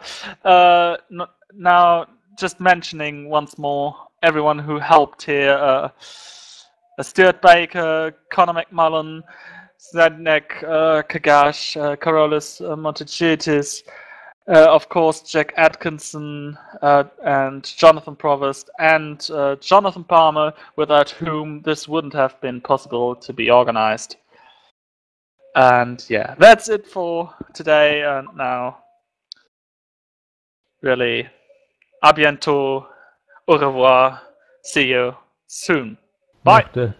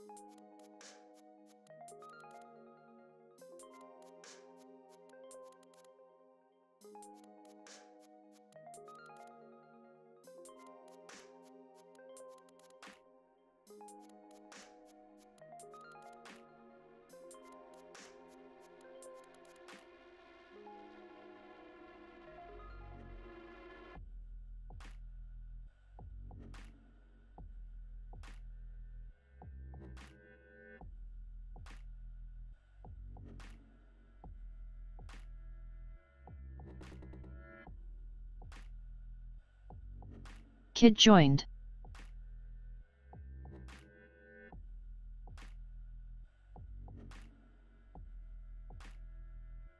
Jonathan Provost joined.